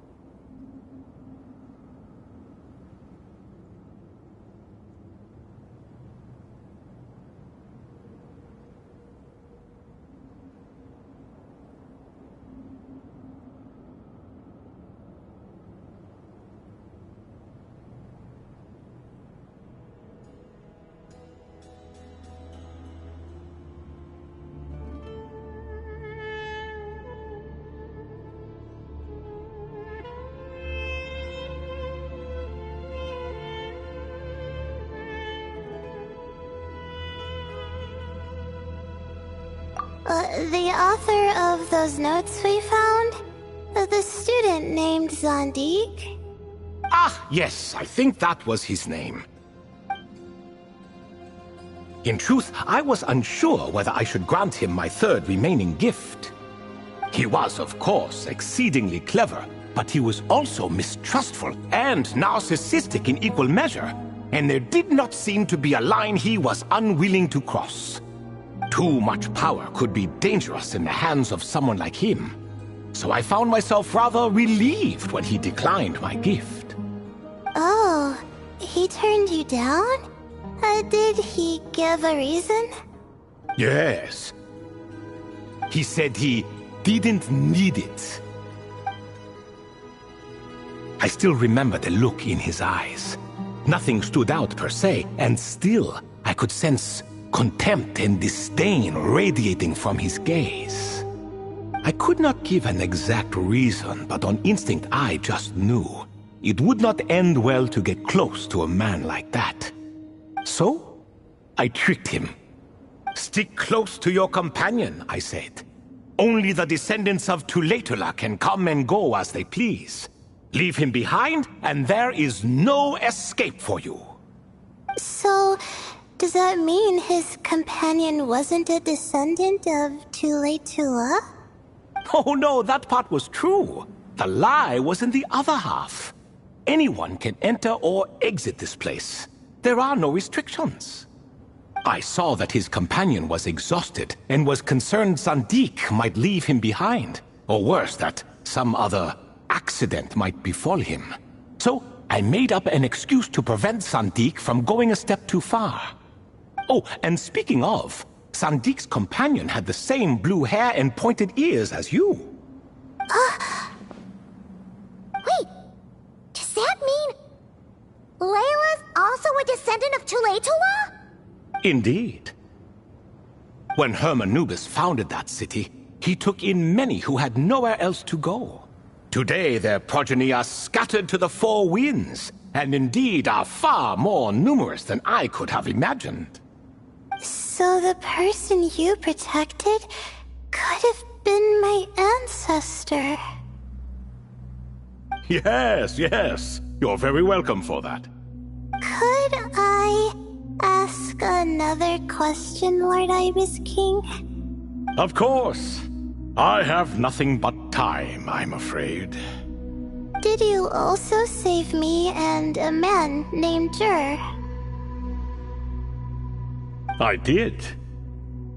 You two were quite unlucky bumping into a device King Deshret once used to measure human brain power. That contact caused more knowledge than you could handle to flood into your minds. So I replaced that knowledge with simpler repetitive information. Of course, the side effect being the same thought repeating over and over again in your mind, but that should resolve itself in time. How many moons are there in the sky? Yes, that was the phrase I used in your head. I forgot the other one, though. I believe it had something to do with food. Both were spur-of-the-moment decisions, so no need to dwell on the meaning too much. Oh, I see. Thank you, Lord Ibis King. As I said, young one, you are most welcome. If you're inclined to return the favor, perhaps you could turn off that device so no one else can trigger it? There's only so much a cat's paw can do, so I'm afraid this is something I must leave to you. Or Marak, I suppose. Oh, splendid! Another one bites the dust. Such is the fate of things here. Day by day, little by little, the remnants of ages past fade into obscurity. For that reason, the gifts of bygone eras, be they tied to your blood or technological in nature, are not to be revered. They are tools, nothing more. Disrespectful?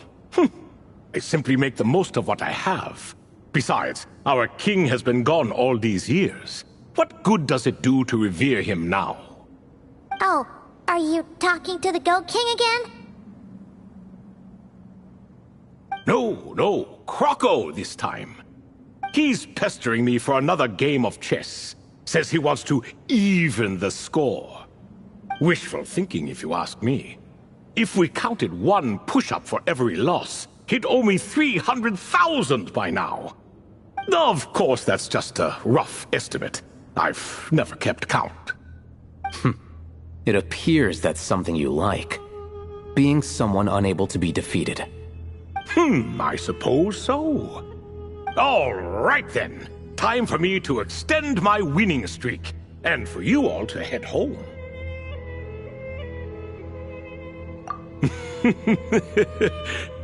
In truth, deep down, I know even the answers to those 3 questions will not change my fate. But that is for me to reckon with. Go on now.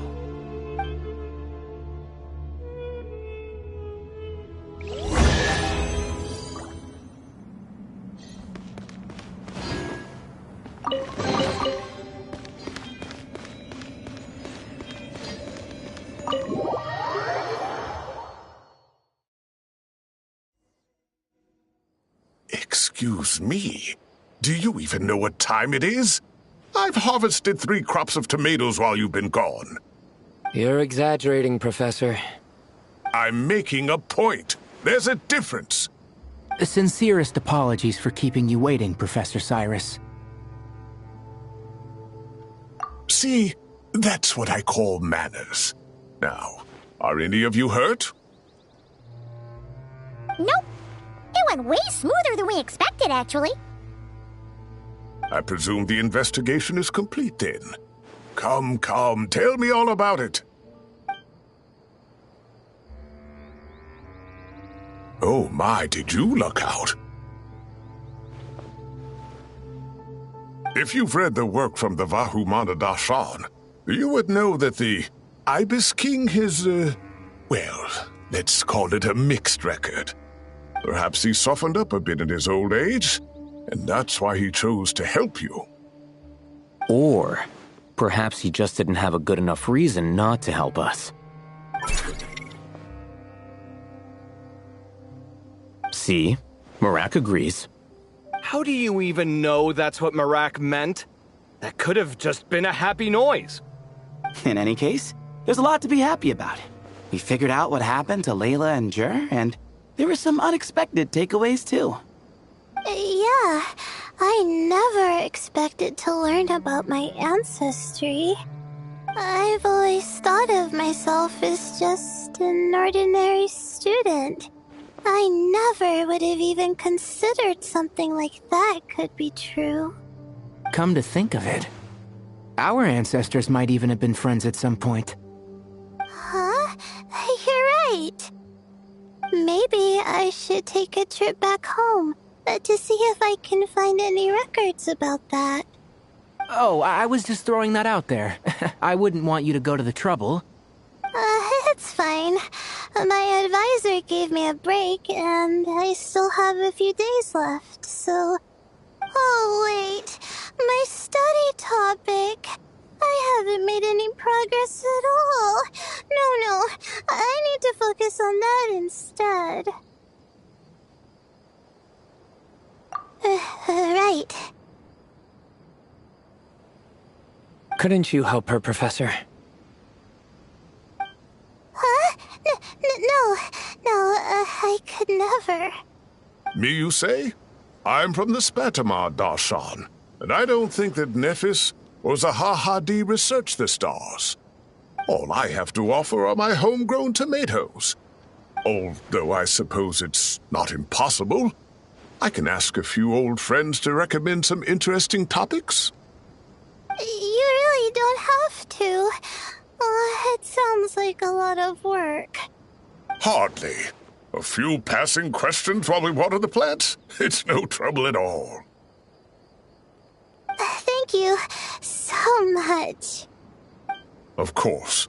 Now it's getting late, and you all must be tired. Let's wrap things up here. Some say desert nights are the sun taking mercy on us after the heat of the day. So, let's leave while she still feels merciful.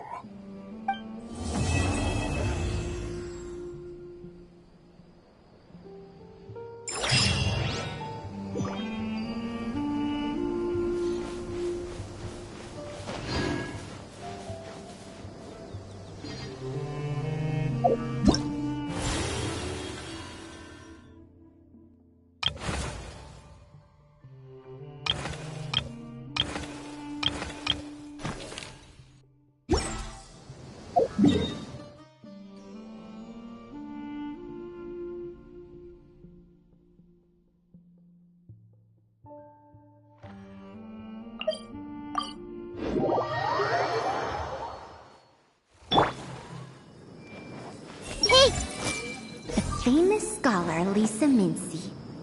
I wonder how good she really is. Let's test her taste in books, shall we?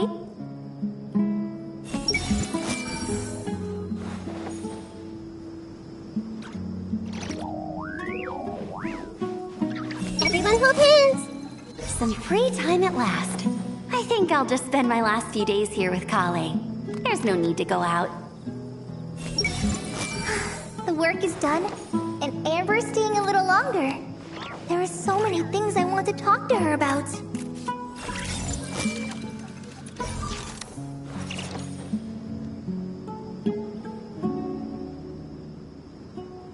I see everything! I've heard hennaberry thorns are an acquired taste. But Dia hasn't said anything, so I suppose she likes it. I guess I'll have to finish that bottle of hennaberry thorn powder, or Candace and the kids will be upset.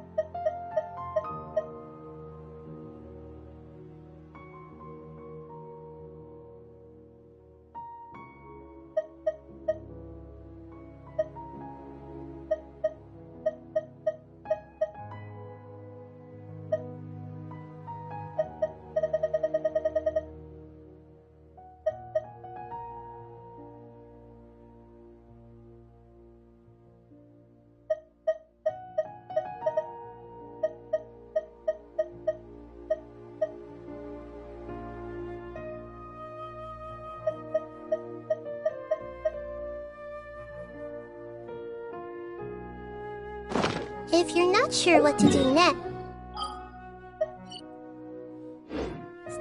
how about I take you on a walk?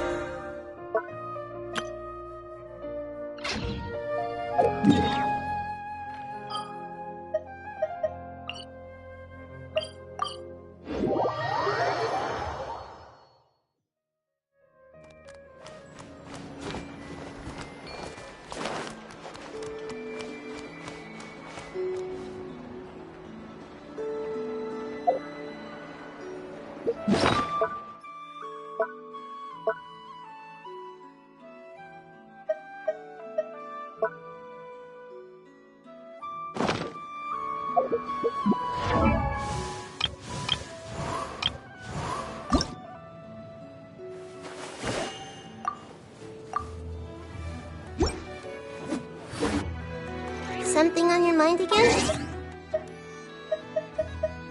Let's work through it together. Two heads are better.